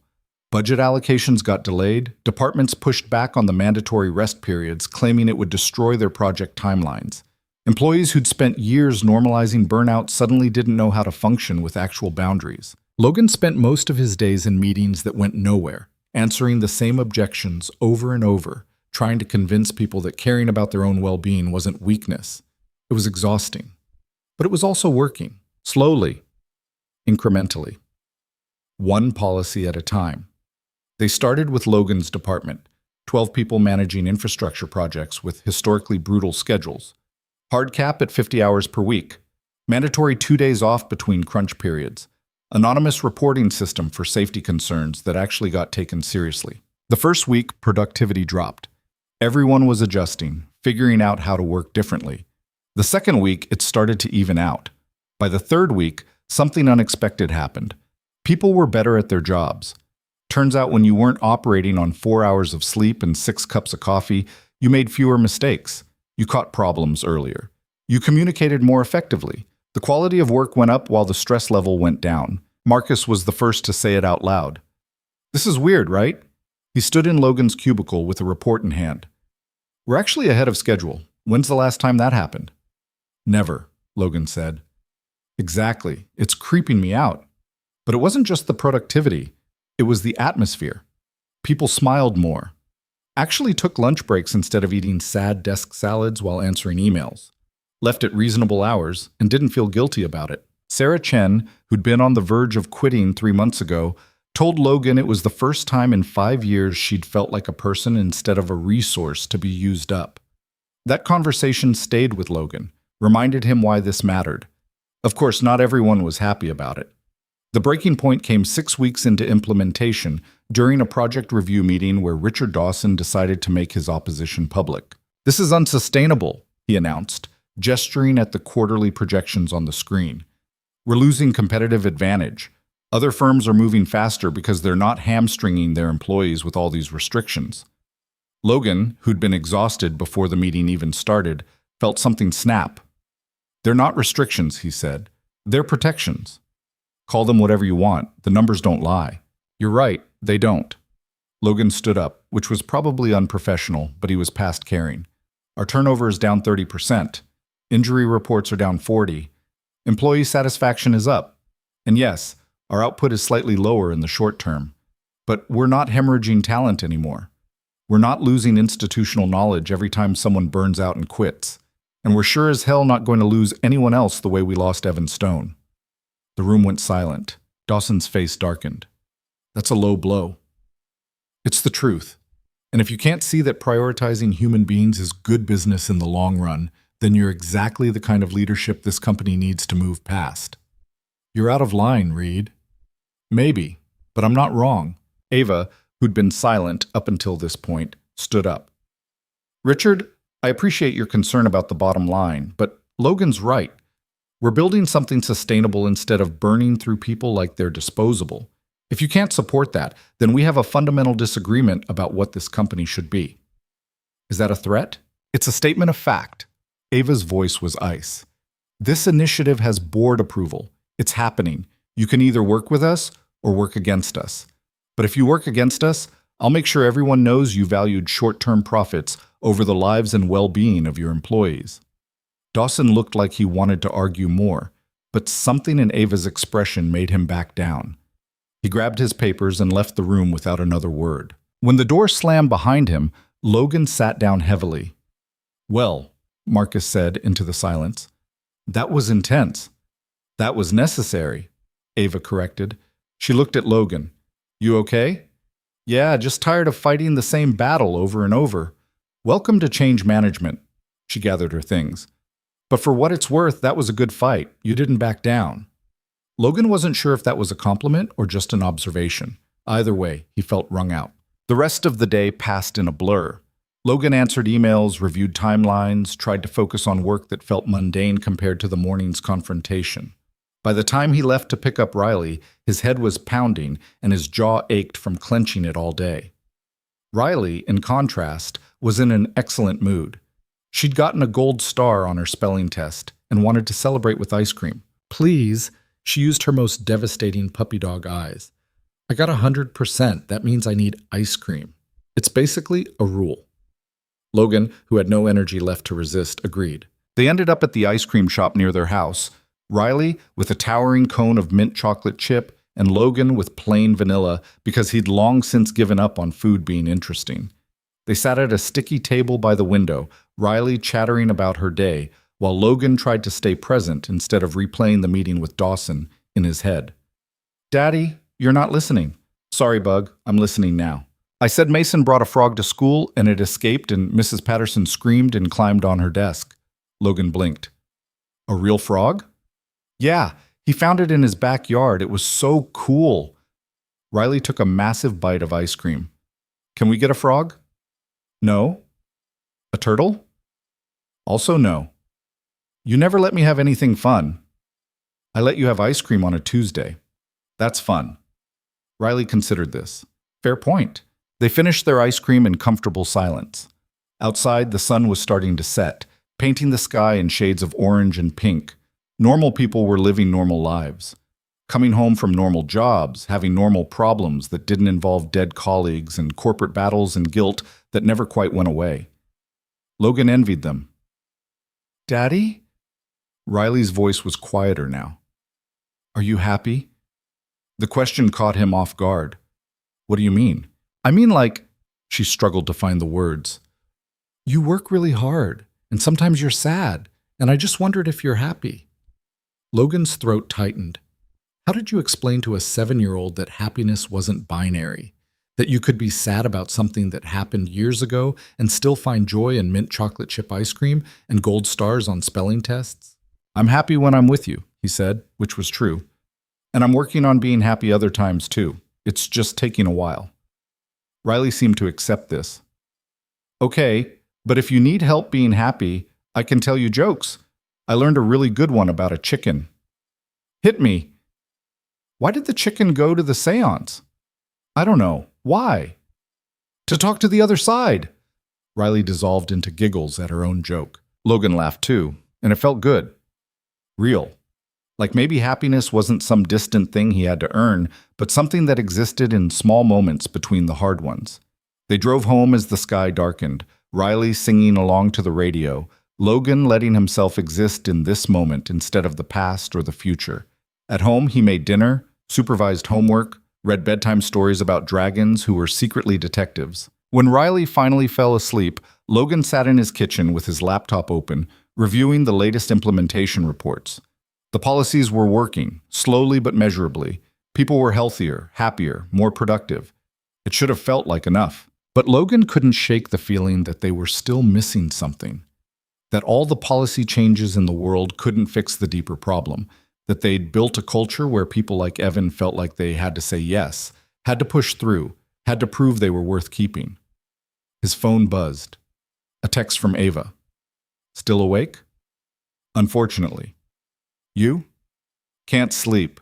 Keep thinking about Dawson, about whether we're actually changing anything or just rearranging deck chairs. Logan understood that completely.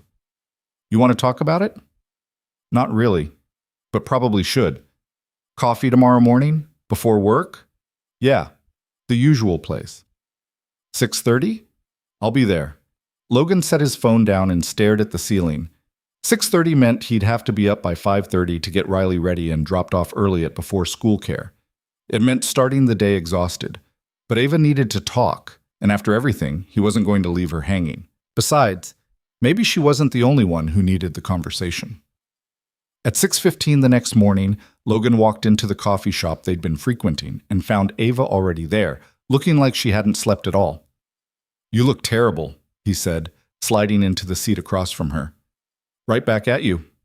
They ordered coffee, black for both of them because neither had the energy for anything fancy, and sat in tired silence for a moment. I keep thinking about what you said yesterday, Ava started, about not knowing if we're doing this for the right reasons. And I don't think I'll ever know. I don't think there's a version of this where I can separate grief from purpose, from guilt. They're all tangled up together. She wrapped her hands around her mug. But maybe that's okay. Maybe the fact that it matters enough to keep me up at night means I'm doing it for real reasons, even if they're messy ones. Logan nodded slowly. I've been thinking about Evan a lot lately. Not just the accident, but who he was before, what he cared about. And I think... He paused, trying to find the right words. I think he'd want us to do this, even if our reasons aren't perfect, even if we're doing it partly for ourselves. He cared about people, about fairness. And this is fair. You think so? Yeah, I do. Ava was quiet for a long moment, staring into her coffee like it held answers. Then she looked up at Logan with an expression he'd never seen before, something vulnerable and uncertain and almost hopeful. Thank you, she said, for not letting me do this alone. Same, Logan said. I don't think I could have done any of this without you. They sat there as the coffee shop filled up around them, the morning rush of people getting caffeinated before facing their days. Neither of them had solutions. Neither of them had figured out how to let go of the guilt they carried. But they weren't carrying it alone anymore. And somehow, that made all the difference. 3 months after the memorial, Logan found himself in Ava's office at 8 p.m. on a Friday, surrounded by takeout containers and spreadsheets that refused to make sense, no matter how many times they rearranged the numbers. This doesn't work, Ava said, shoving her laptop away in frustration. If we expand the pilot program to 3 more departments, we blow the quarterly budget. But if we don't expand, Dawson's going to use the limited scope as evidence it's not scalable. Logan rubbed his eyes. They'd been at this for 6 hours. What if we phase it differently? Roll out the overtime caps first, hold off on the expanded mental health benefits until Q3? Then we're half-assing it. People need both. I know.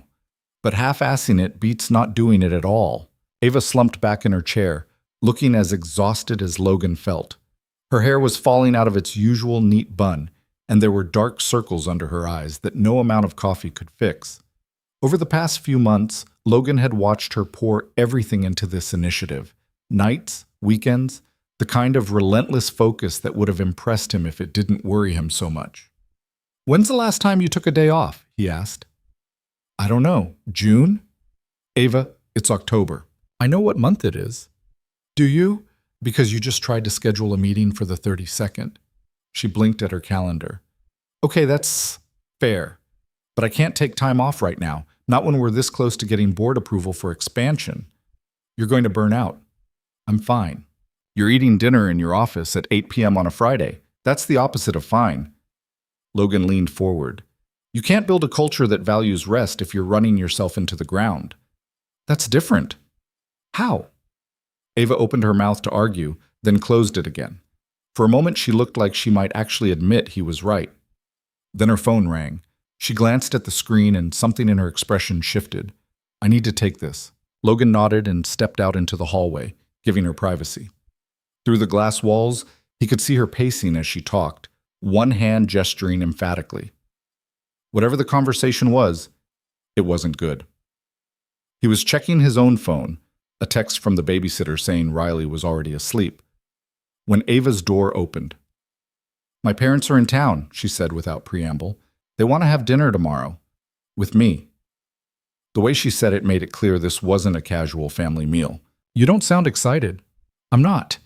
We haven't exactly been on good terms since I took this job.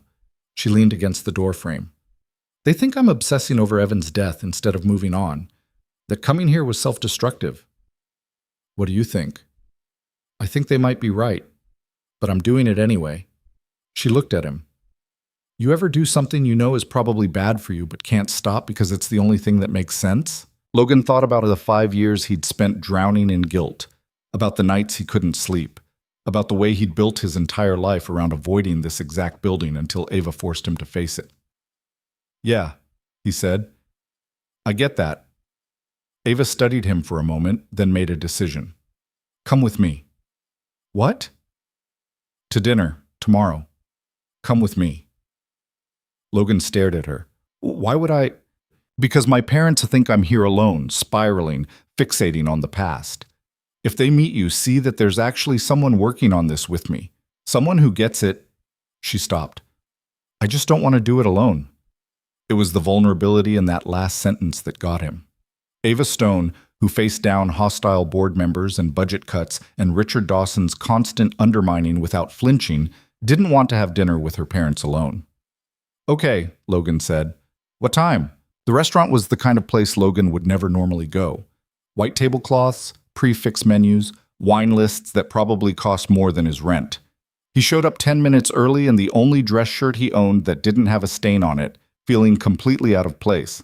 Ava was already there, sitting at a corner table with two people who could only be her parents. Her father was tall and silver-haired, the kind of man who wore expensive suits like a second skin. Her mother was smaller, elegant, with Ava's sharp eyes and the same way of holding herself like she was bracing for impact. Logan. Ava stood when she saw him, and there was relief in her eyes. Mom, Dad, this is Logan Reed. He's the project manager I've been working with. Logan, these are my parents, Richard and Catherine Stone. Richard's handshake was firm to the point of aggressive. Catherine's was more reserved, her expression politely neutral in a way that made Logan think she'd already made up her mind about him. They sat. A waiter appeared immediately with menus and water. Logan felt like he was in a play where everyone knew their lines except him. So, Logan, Richard started once they'd ordered, Ava tells us you worked with our son. There it was. Less than 5 minutes in, and they were already talking about Evan. Yes, sir.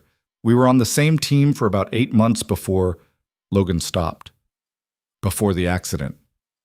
And now you're helping Ava with this workplace safety initiative. It wasn't phrased as a question, but Logan answered anyway. Yes. We're trying to make sure what happened to Evan doesn't happen to anyone else. Catherine set down her water glass. That's very noble. But Evan's death was 5 years ago. At some point, you have to accept that some things can't be fixed and move forward. Mom, Ava said quietly, I'm not trying to be cruel, sweetheart.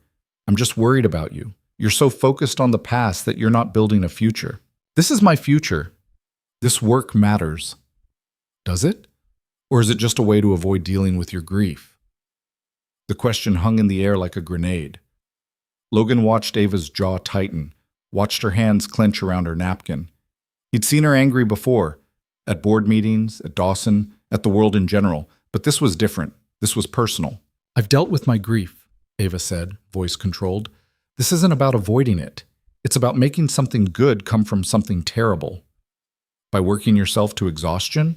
By taking a job at the company where your brother died? Ava, that's not healing. That's what? Ava's voice rose slightly. Self-destructive? Obsessive? I've heard all this before. Richard cleared his throat. We're just concerned. You barely call, you never visit, and when we do see you, all you talk about is this initiative and these policy changes. Where's the daughter who wanted to travel? Who talked about starting her own consulting firm? She grew up, Ava said flatly. She realized some things are more important than traveling. Catherine looked at Logan like this was somehow his fault. And you encourage this? The question caught him off guard. What? This fixation on the past. Do you think it's healthy? Logan glanced at Ava, who was staring at her water glass like she wanted to disappear into it. He could deflect, could give some corporate non-answer that wouldn't make waves, could let Ava fight this battle alone. But that felt like cowardice. I think, Logan said carefully, that your daughter is one of the bravest people I've ever met. She came to a place that represents incredible pain for her, and instead of running from it, she's trying to fix a broken system. That takes courage. And yeah, maybe it's not the healthiest way to grieve, but it's real, it matters, and it's helping people. Catherine's expression didn't soften. But is it helping her? I don't know, Logan admitted, but I do know she's not doing it alone. And I think that counts for something. The waiter arrived with their appetizers, breaking the tension. They ate in uncomfortable silence for a while, the kind where every clink of silverware felt too loud. Finally, Richard spoke. Evan called us the week before he died. Ava's head snapped up. He told us he was exhausted, that the project was killing him. We told him to quit. Richard's voice was steady, but there was pain underneath. We said no job was worth destroying yourself over, and he said he couldn't, that he'd invested too much, that he owed it to his team to see it through. Why are you telling me this? Ava asked quietly. Because you sound exactly like him. And we couldn't save him, but maybe we can save you. Catherine reached across the table, taking Ava's hand. We don't want to lose you too, sweetheart, even if it's just to a job that consumes you until there's nothing left. Logan watched Ava blink rapidly, fighting tears she wouldn't let fall. Not here, not in front of everyone. I'm not going to disappear into this, she said. I'm not Evan. I know my limits. Do you? Richard asked gently. Because from where we're sitting, you look an awful lot like someone who's forgotten how to stop. The rest of the dinner passed in stilted conversation about neutral topics, Catherine's garden, Richard's golf game, safe subjects that didn't require anyone to be vulnerable. When they finally said their goodbyes in the parking lot, Catherine hugged Ava for a long time. Just think about what we said, she whispered. Please. Ava nodded, but didn't promise anything. Logan drove her back to her car at the office, neither of them speaking. When he pulled into the parking lot, Ava made no move to get out. They're not completely wrong, she said finally. About what? About me fixating, using work to avoid dealing with everything. She stared out the windshield.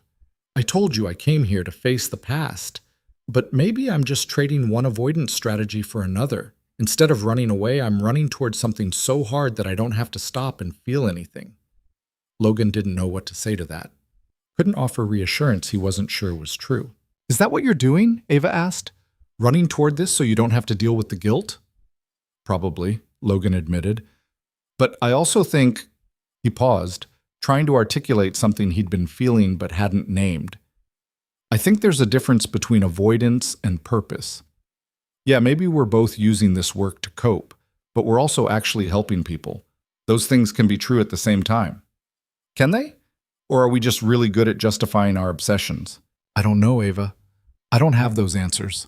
She laughed, bitter and tired. That makes two of us.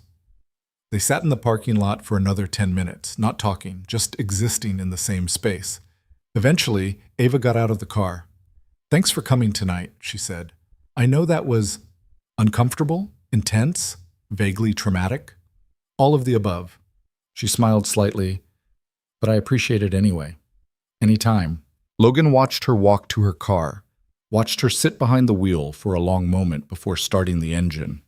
He wondered if she was going home or back to the office, wondered if she'd take her parents' advice or keep pushing forward until something broke. He wondered the same thing about himself. The following Monday, Logan walked into the office to find Ava waiting by his desk with 2 coffees and an expression that meant she'd made a decision. "We need to talk," she said. That was never a good way to start a conversation. They found an empty conference room. Ava set the coffees down and paced for a moment before speaking. "I've been thinking about what my parents said, about what you said, about all of it." She stopped pacing. "And I think they're right. I am fixating.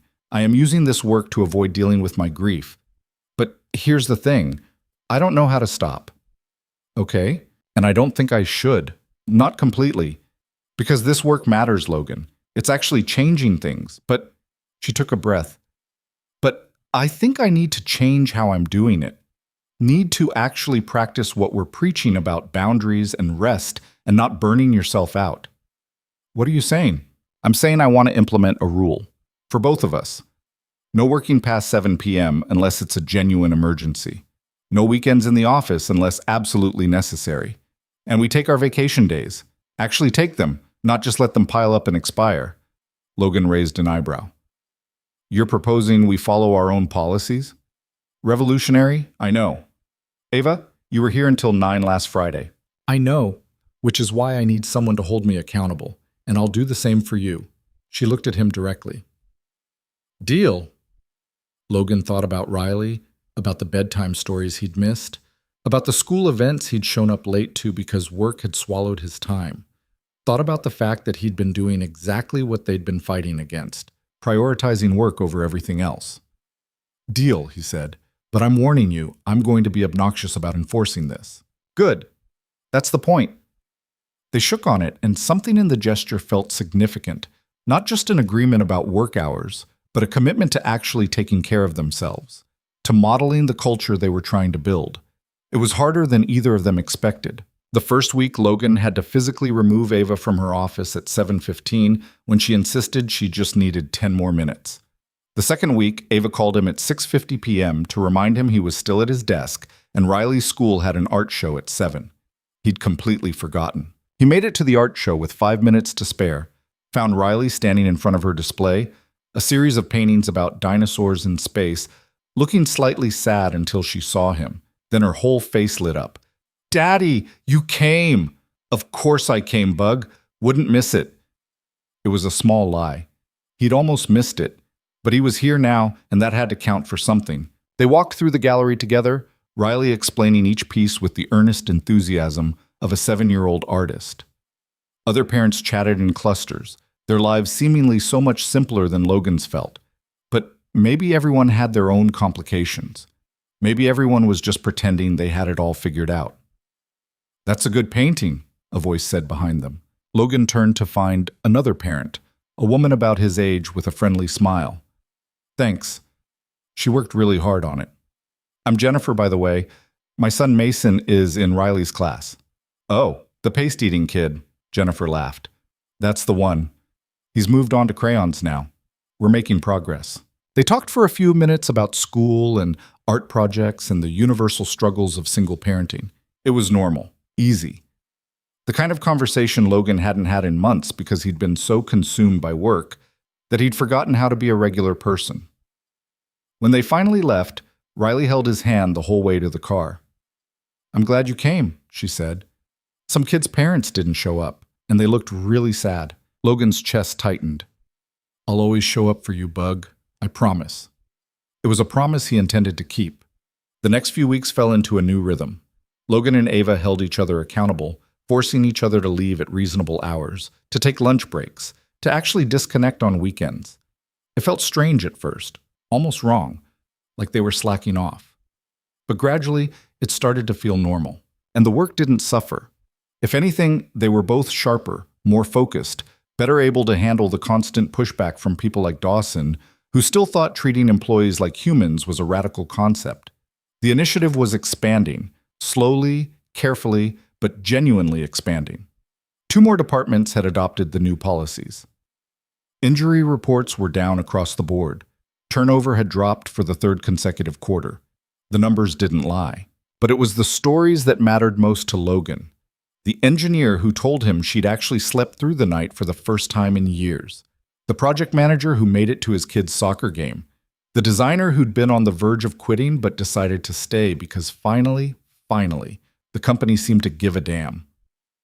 Those moments made the fights worth it, made the late nights and hostile meetings, and Richard Dawson's constant undermining feel bearable. One afternoon in November, Logan was working at his desk when Ava appeared with an unusual expression, something between nervous and determined. "I did something," she said. "Should I be worried?" "Maybe. I nominated you for the Engineering Excellence Award." Logan blinked. "You what?" "The award for outstanding contribution to workplace culture. It's a big deal. Comes with a bonus and recognition at the annual gala and—" She waved her hand. "All that corporate stuff. But you deserve it. You've been the driving force behind these changes.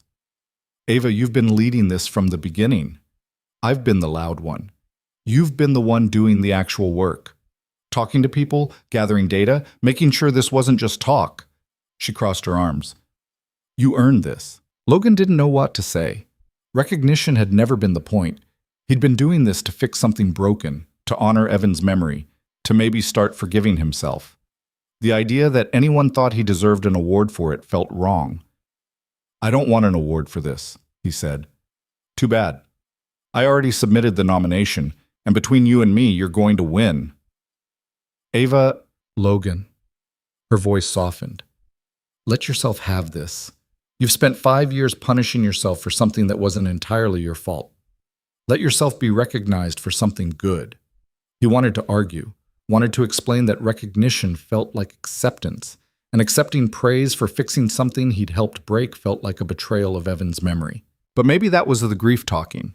Maybe he was allowed to feel guilty about the past and proud of the present simultaneously. Maybe both things could be true. "Okay," he said finally, "but if I win, you're coming to the gala with me. I'm not suffering through a corporate awards ceremony alone." "Deal." 2 weeks later, Logan got the email. He'd won. The gala was in 3 weeks, black tie, at some hotel downtown that probably charged $50 for a glass of water. Logan didn't own a tuxedo, didn't know how to tie a bow tie, hadn't been to a formal event since his wedding, which had ended in divorce before the marriage was a year old. He was dreading it. Riley, on the other hand, thought it was the most exciting thing that had ever happened. "You're going to be on a stage?" she asked, bouncing in her seat at dinner. "Like a movie star?" "Not exactly, Bug. It's just a work thing. But you're getting an award. That means you're famous now." "That's definitely not what it means." But Riley was undeterred. She insisted on helping him pick out a tuxedo, which mostly meant pointing at the shiniest options while Logan tried to find something that didn't make him look like he was playing dress-up. They settled on something simple. Black, classic, hopefully not too embarrassing. The sales associate taught Logan how to tie a bow tie using a YouTube video, and he practiced until his fingers remembered the movements. The night of the gala, Logan dropped Riley off at Marcus's house. Marcus's wife had volunteered to watch her, along with their own kids, and drove downtown with his stomach in knots. Ava was waiting outside the hotel in a dark blue dress that looked expensive and elegant and completely unlike the business attire Logan was used to seeing her in. For a moment, he forgot how to form words. "You clean up okay?" she said with a slight smile. "You too. I mean, you look..." Logan stopped before he could embarrass himself further. "Should we go in?" The ballroom was massive, filled with round tables and chandeliers and people in formal wear who all seemed to know each other. Logan felt completely out of place until Ava linked her arm through his. "Relax," she murmured. "It's just a bunch of engineering nerds in fancy clothes." That helped, slightly. They found their table, mercifully far from Richard Dawson, and sat through dinner and speeches and all the corporate pageantry that came with these events. When they finally got to the awards portion, Logan's palms were sweating. His category was third. When they called his name, the applause seemed distant, like it was happening to someone else. He walked to the stage on autopilot, accepted the plaque from someone whose name he immediately forgot, and stood at the microphone with absolutely no idea what to say. He looked out at the audience, found Ava at their table, watching him with an expression that was proud and sad and understanding all at once. And suddenly, he knew what to say. 5 years ago, Logan started, his voice steadier than he felt. A colleague of mine died. His name was Evan Stone, and he was a good person who cared about his work and his team. He died because we built a culture that valued productivity over people, that treated exhaustion as dedication and burnout as weakness. The room was silent.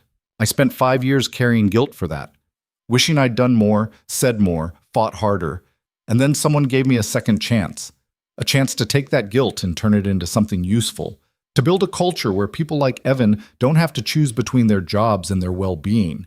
He held up the plaque. This award isn't mine. It belongs to every person who's ever felt like they had to say yes when they needed to say no. Every person who pushed through exhaustion because they thought that's what being professional meant. Every person we lost along the way because we didn't protect them the way we should have. Logan looked directly at Ava. So I accept this on behalf of Evan Stone, and I promise to keep fighting to make sure his death wasn't meaningless. He walked off the stage to applause that felt more real this time, more honest. When he got back to the table, Ava was crying, actually crying, tears running down her face that she didn't bother to hide. Her voice broke. Thank you. Logan sat down beside her and without thinking put his arm around her shoulders. She leaned into him, and they sat like that through the rest of the ceremony. Two people who'd been carrying the same weight finally learning to share it. Later, after the gala ended and they were walking to the parking lot, Ava stopped. I need to tell you something, she said. Okay. I came to Fortis because I wanted to fix what happened to Evan, but I stayed because of you. She looked at him directly. You made this bearable, made me feel less alone. And I think, she paused. I think somewhere along the way this stopped being just about Evan. It became about us too, about building something good together. Logan's heart was pounding. Ava, I'm not saying this to make things weird. I just needed you to know that you matter, that this... She gestured between them. Whatever this is, it matters. For 5 years, Logan had told himself he didn't deserve good things, that happiness was something other people got to have. But standing in a parking lot at midnight in a rented tuxedo, looking at a woman who understood his grief because she carried the same kind, he realized something. Maybe forgiveness wasn't something you earned. Maybe it was something you chose. Every day. In small moments and big ones. In the decision to keep showing up even when it hurt. In the courage to let someone else see your broken parts and trust they wouldn't use them against you. It matters to me too, Logan said quietly. You matter to me. Ava smiled, and it was the first time Logan had seen her look genuinely happy. They stood there for a moment longer, neither quite ready to leave, both knowing something had shifted between them that couldn't be undone. And for the first time in 5 years, that didn't scare Logan. It felt like hope. The morning after the gala, Logan woke up to Riley jumping on his bed at 6:30, like always. Except this time he didn't mind. He felt lighter somehow, like he'd been carrying a weight for so long that he'd forgotten what it felt like to stand up straight. Daddy, you're smiling, Riley observed, bouncing hard enough to make the mattress creak. You never smile when I wake you up. Maybe I'm in a good mood. Because of the award? Something like that. Riley grinned. I told everyone at school my dad is famous now. Mason was super jealous. Logan pulled her into a hug, feeling her giggle against his chest. I'm not famous, Bug. I'm just a guy who's trying to do the right thing. That's what famous people say. Over breakfast, scrambled eggs that were slightly burned because Logan was distracted, his phone buzzed with a text from Ava. Coffee later? Need to talk about something. His stomach did a complicated flip.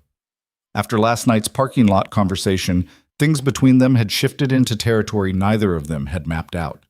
He texted back a quick, yeah, usual place at 10, and tried not to overthink it. After dropping Riley at school, Logan drove to the coffee shop they'd claimed as their unofficial headquarters for conversations too honest for the office. Ava was already there, wearing jeans and a sweater instead of her usual work clothes. It was Saturday. They weren't supposed to be thinking about work, but some conversations couldn't wait for Monday.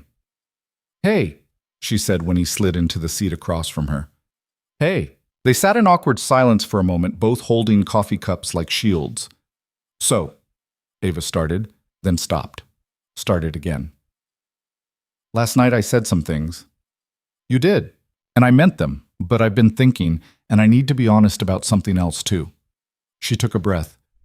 I don't know how to do this. She gestured vaguely between them. Whatever this is becoming, I've spent 5 years avoiding anything that felt like moving on because moving on felt like forgetting Evan. And being with you, it's the first time I've felt like those things aren't mutually exclusive. Logan's heart was doing something complicated in his chest. I don't know how to do this either. I've got a 7-year-old who comes first, always. I've got guilt that probably isn't going anywhere anytime soon. And I've never been great at relationships even when my life wasn't a mess. So we're both disasters. Pretty much. Ava smiled slightly. Then maybe we can be disasters together, slowly, without expectations or timelines or any of that pressure. I can do slow, Logan said. Slow is good. Yeah? Yeah. They sat there grinning at each other like idiots until the barista gave them a weird look. The next few months were an exercise in figuring out what slow actually meant. They didn't tell anyone at work, not because it was a secret, but because they both needed to figure out what they were doing before facing everyone else's opinions about it. They had coffee dates that sometimes turned into dinners. They texted stupid jokes in the middle of the day. They learned each other's rhythms in a way that felt easy despite all the complicated history between them. Riley met Ava 3 weeks later, completely by accident. Logan had promised to take Riley to the Science Museum, and Ava had mentioned she was going to the same place to see an engineering exhibit. They ran into each other by the dinosaur skeletons, and before Logan could figure out how to explain who Ava was, Riley had already launched into an enthusiastic explanation of why velociraptors were superior to T-Rexes. Ava listened with genuine interest, asked smart questions, and didn't talk down to her. By the time they left 2 hours later, Riley had decided Ava was pretty cool for a grown-up. Your daughter is hilarious, Ava said later when Riley was out of earshot, examining a display about black holes. She's something, Logan agreed. She liked you, by the way, in case that wasn't obvious. The feeling's mutual. That night, after putting Riley to bed, Logan sat in his kitchen and let himself feel something he hadn't felt in years. Hope that maybe he could have more than just survival. That maybe he deserved happiness alongside the guilt. That maybe the two could coexist without one canceling out the other. At work, the initiative continued expanding. By February, 6 departments had adopted the new policies. The data was undeniable. Better retention, fewer injuries, higher productivity, improved morale. Even Richard Dawson had stopped openly opposing them, though Logan suspected that had more to do with the board's support than any actual change of heart. But the real victory came in small moments. The engineer who told Logan she'd started painting again because she finally had evenings free. The project manager who made it to his daughter's school play. The designer who'd been on the verge of a breakdown and was now actually enjoying her work again. Those were the wins that mattered. One afternoon in March, Logan was in a meeting with Ava and the implementation team when his phone rang. Riley's school. His stomach dropped. They only called during the day if something was wrong. I need to take this, he said, stepping into the hallway. Mr. Reed? The school nurse's voice was calm, which helped. Riley's fine, but she took a fall on the playground, possible sprained wrist. We think you should take her to get it checked out. 20 minutes later, Logan was at the school, finding Riley in the nurse's office with an ice pack on her wrist and tears drying on her cheeks. Hey, Bug, you okay? I fell off the monkey bars, she said, voice small. It really hurts, Daddy. Logan's chest ached. I know. We're going to get you fixed up, okay? At the urgent care clinic, they confirmed it was just a sprain. No break, no serious damage, just a brace for a couple weeks and instructions to ice it regularly. Riley was remarkably brave through the whole thing, only crying a little when the doctor moved her wrist to test the range of motion. Can I still do art class? She asked on the drive home. We'll figure it out. Maybe you can paint with your other hand. That's going to look terrible. Then it'll be abstract art, very sophisticated. Riley giggled despite the pain, and Logan felt the familiar rush of love mixed with terror that came with being a parent. The knowledge that he couldn't protect her from everything, that falls and hurt and disappointment were part of life, but he could be there to help her through it. His phone buzzed. A text from Ava. Is Riley okay? Marcus said you left in a hurry. Sprained wrist. She's fine. Doctor says 2 weeks in a brace. Poor kid. Let me know if you need anything. That night, after Riley was settled on the couch with her favorite movie and a bowl of ice cream, doctor's orders, Logan had told her, which was only a small lie, his doorbell rang. Ava stood on his porch with a bag of takeout and a stuffed triceratops wearing a tiny arm sling. "I come bearing gifts," she said. Riley's face lit up when she saw the dinosaur. "He's hurt like me." "Exactly. I figured you two could recover together." Logan watched Ava sit with Riley, helping her name the dinosaur. They settled on Dr. Rex, and explaining that even dinosaurs needed time to heal. Something warm settled in his chest, a feeling he couldn't quite name but didn't want to let go of. After Riley fell asleep on the couch, Logan carried her to bed while Ava cleaned up the takeout containers. "You didn't have to do this," he said when he came back to the kitchen. "I wanted to. Besides, I've gotten kind of attached to your kid. She's gotten attached to you too. Fair warning, she's going to want you around more now." Ava smiled. "I can live with that." They stood in Logan's small kitchen, and it felt natural in a way that should have been terrifying given how complicated everything was. But maybe that was the point. Maybe the complicated parts were what made it real. "Thank you," Logan said, "for showing up, for caring about Riley, for all of it." "You don't have to thank me for caring. That's not something I can help." They were standing close now, close enough that Logan could see the flecks of gold in Ava's dark eyes. Close enough that when she leaned in, he met her halfway. The kiss was soft, careful, like they were both afraid of breaking something fragile. When they pulled apart, Ava was smiling. "So that happened," she said. "Yeah." "Thoughts?" "Good. That was good." "Very articulate." Logan laughed. "Give me a break. I'm out of practice." "Well, you've got time to improve." Spring turned to summer. The initiative became just part of how Fortis operated instead of something they had to fight for every day. Richard Dawson retired, voluntarily, though Ava's pointed comments at board meetings about toxic leadership probably helped speed the decision.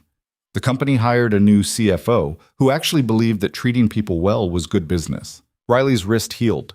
She went back to climbing everything in sight, giving Logan approximately 1,000 new reasons to worry. But she was happy, healthy, and had taken to asking when Miss Ava was coming over with an enthusiasm that was both endearing and slightly embarrassing. In June, Ava's parents came to visit again. This time, dinner was at Logan's house, nowhere fancy, just burgers on the grill and Riley showing off her latest dinosaur drawings.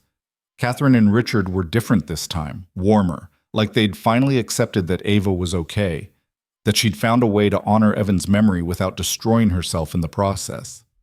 "You're good for her," Catherine told Logan while they were cleaning up in the kitchen. "She's lighter now, more herself." "She's good for me too," Logan said honestly. Richard cornered him later on the back porch while Ava and Riley were examining something in the yard. A caterpillar, probably, given Riley's excitement. "I owe you an apology," Richard said. "At that first dinner, I blamed you for encouraging Ava's fixation on the past. I was wrong. You helped her find a way forward." "We helped each other," Logan said. "That's how it works." Richard nodded, then extended his hand. "Take care of my daughter." "I intend to."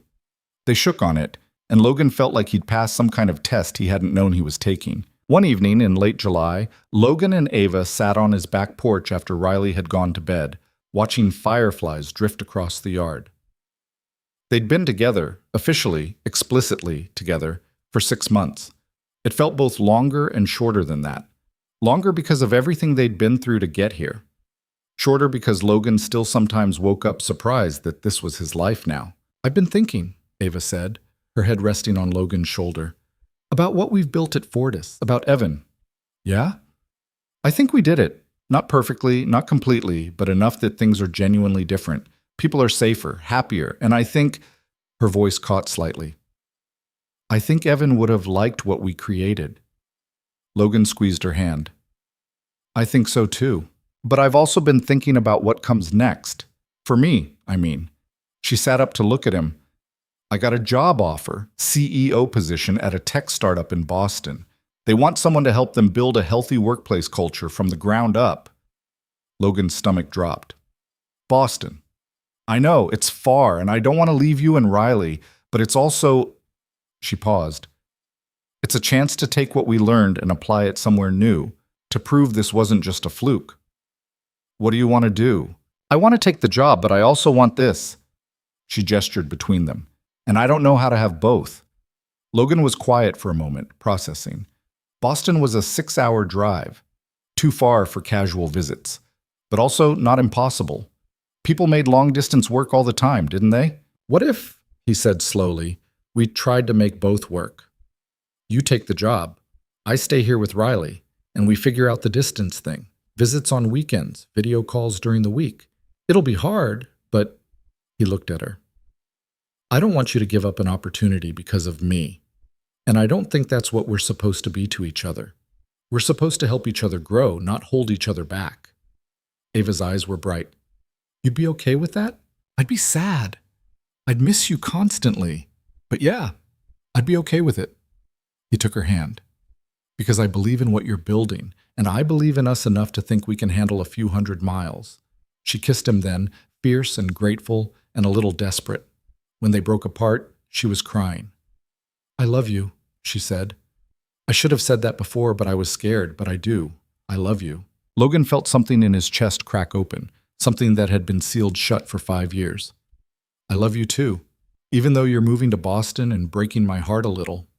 Only a little? Okay, a lot, but I'll survive. They sat there holding each other as the fireflies danced and the summer night wrapped around them. It wasn't perfect, it wasn't easy, but it was real, and it was theirs, and that was enough. Ava left for Boston in August. The goodbye at the airport was harder than Logan expected, Riley crying openly and making Ava promise to visit soon. Logan held it together until Riley fell asleep in the car on the way home, and then he pulled over and let himself cry too. Not because he was losing Ava, he wasn't, not really, but because change was hard even when it was the right thing. But they made it work. Ava flew back once a month. Logan and Riley visited Boston twice, staying in Ava's tiny apartment and exploring the city.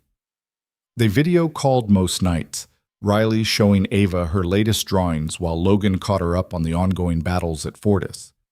The distance was hard, but it was also manageable. And knowing they were both pursuing things that mattered made the separation feel purposeful instead of pointless. At work, Logan took on more responsibility, leading the expansion of the initiative into other divisions.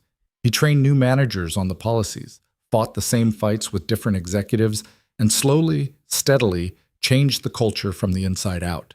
It wasn't dramatic. It wasn't perfect. But it was progress. One September afternoon, almost exactly 6 years after Evan's death, Logan found himself standing in a conference room with Sarah Chen and Marcus and a dozen other managers who'd been part of the original pilot program. We're presenting to the board next week, Logan said. Full company-wide implementation. No more pilots, no more tests. Just a commitment that this is how we operate now.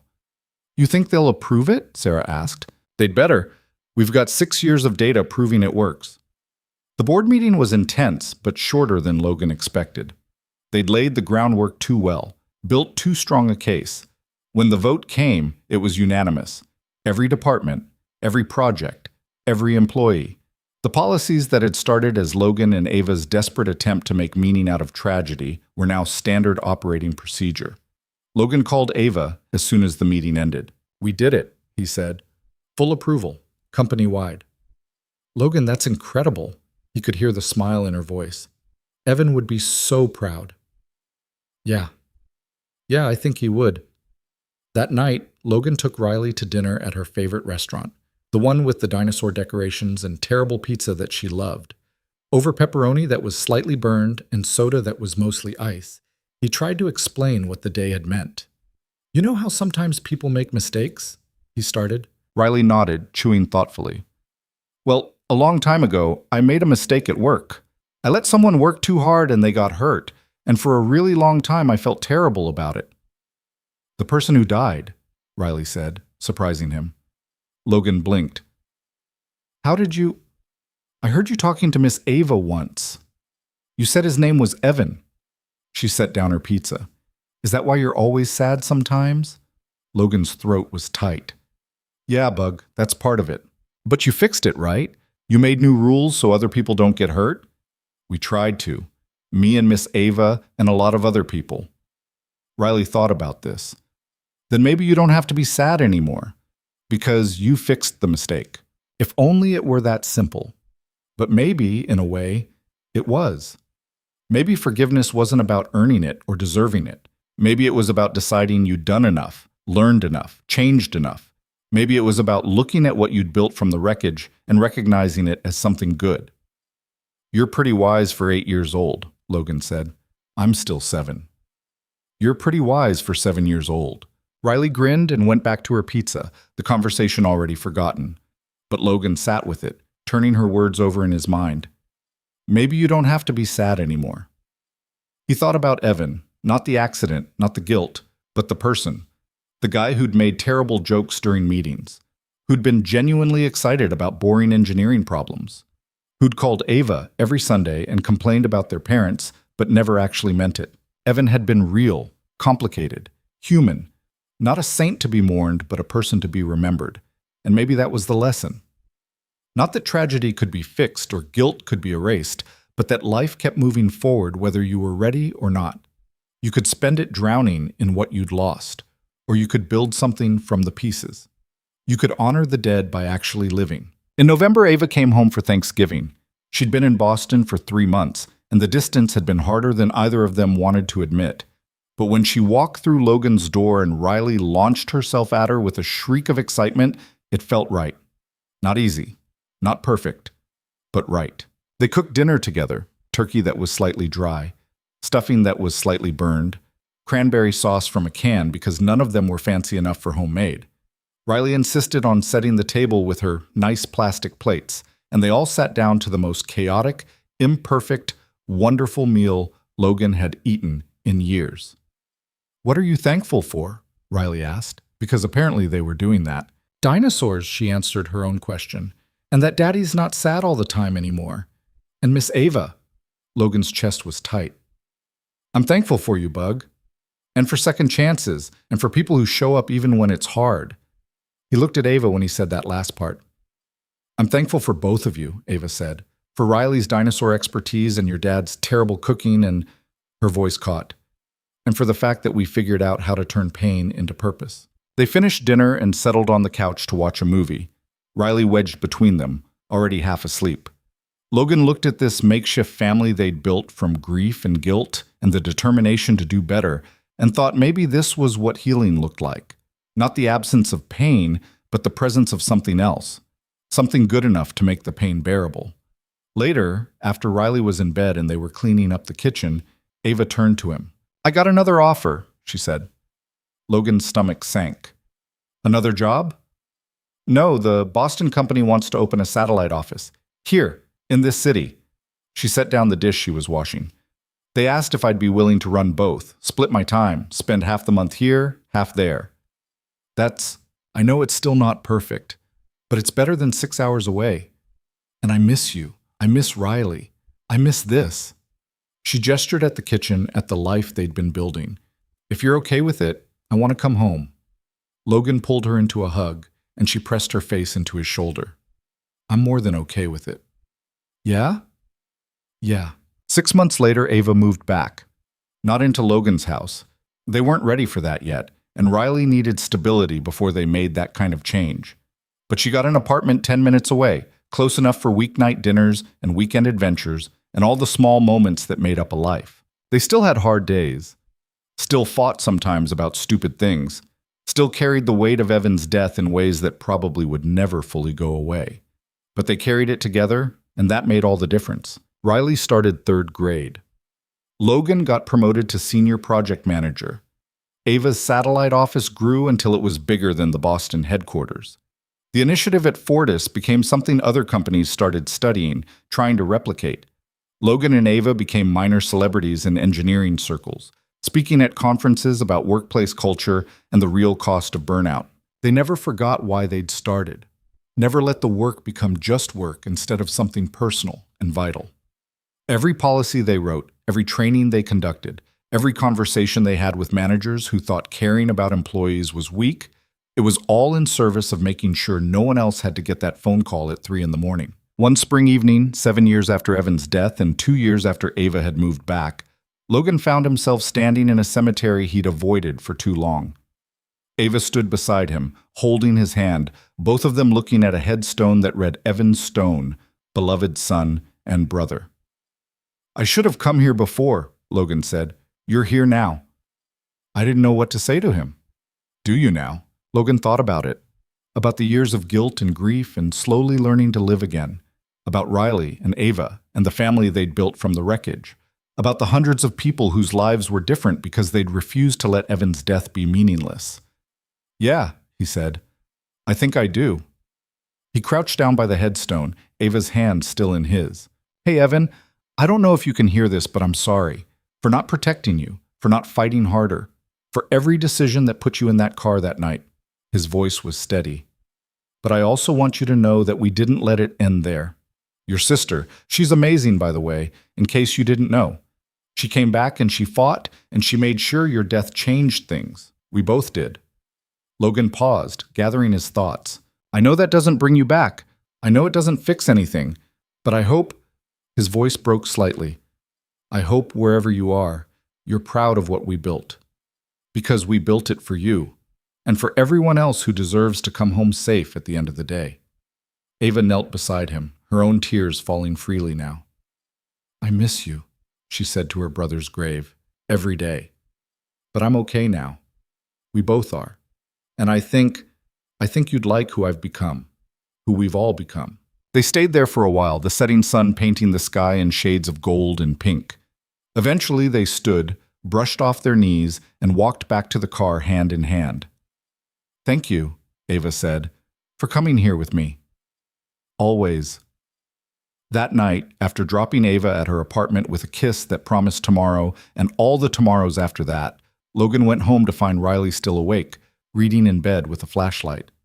Bug, it's past your bedtime. I know, but this book is really good. She looked up at him. Where'd you go? I went to visit someone. Someone I should have visited a long time ago. The person who died? Yeah. Riley set down her book. Did it help? Logan sat on the edge of her bed, this kid who'd grown up watching him grieve and somehow turned out okay anyway. This kid who'd taught him that healing wasn't about forgetting, but about learning to carry the weight differently. Yeah, he said. It did. Good. Riley yawned. Can Miss Ava come over for breakfast tomorrow? I'll ask her. Okay, love you, Daddy. Love you too, Bug. Logan turned off her light and stood in the doorway, watching her settle into sleep. His life wasn't perfect. It was messy and complicated and still carried the shadow of loss. But it was also full of love and second chances and the hard-won knowledge that you could survive the worst thing you'd ever done and still build something good. He thought about the journey that had brought him here, from that first terrible phone call to the empty office where Ava had finally cornered him, to the board meetings and late-night conversations and slowly learning to forgive himself. He thought about Evan, about the person he'd been and the legacy he'd left behind, and he realized something that felt true in a way few things did. The people we lose don't stay lost if we let them change us for the better.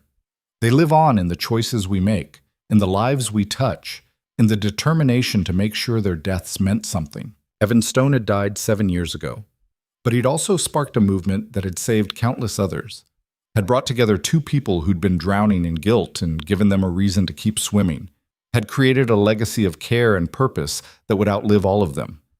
That wasn't nothing, that was everything. Logan closed Riley's door quietly and walked to his own room. Tomorrow, Ava would come over for breakfast. They'd make pancakes that would probably burn. Riley would chatter about her latest dinosaur obsession. They'd go to the park or the museum or nowhere at all. They'd live their small, imperfect, beautiful life. And somewhere, maybe, Evan would be watching, would see what they'd built from the wreckage of that terrible night, would see that his life had mattered, that his death hadn't been the end of the story, but the beginning of something new.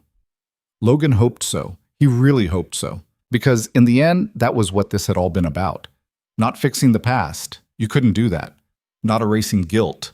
That stayed with you whether you wanted it to or not, but finding a way to live forward, to take the broken pieces and build something worth having, to honor the dead by actually living.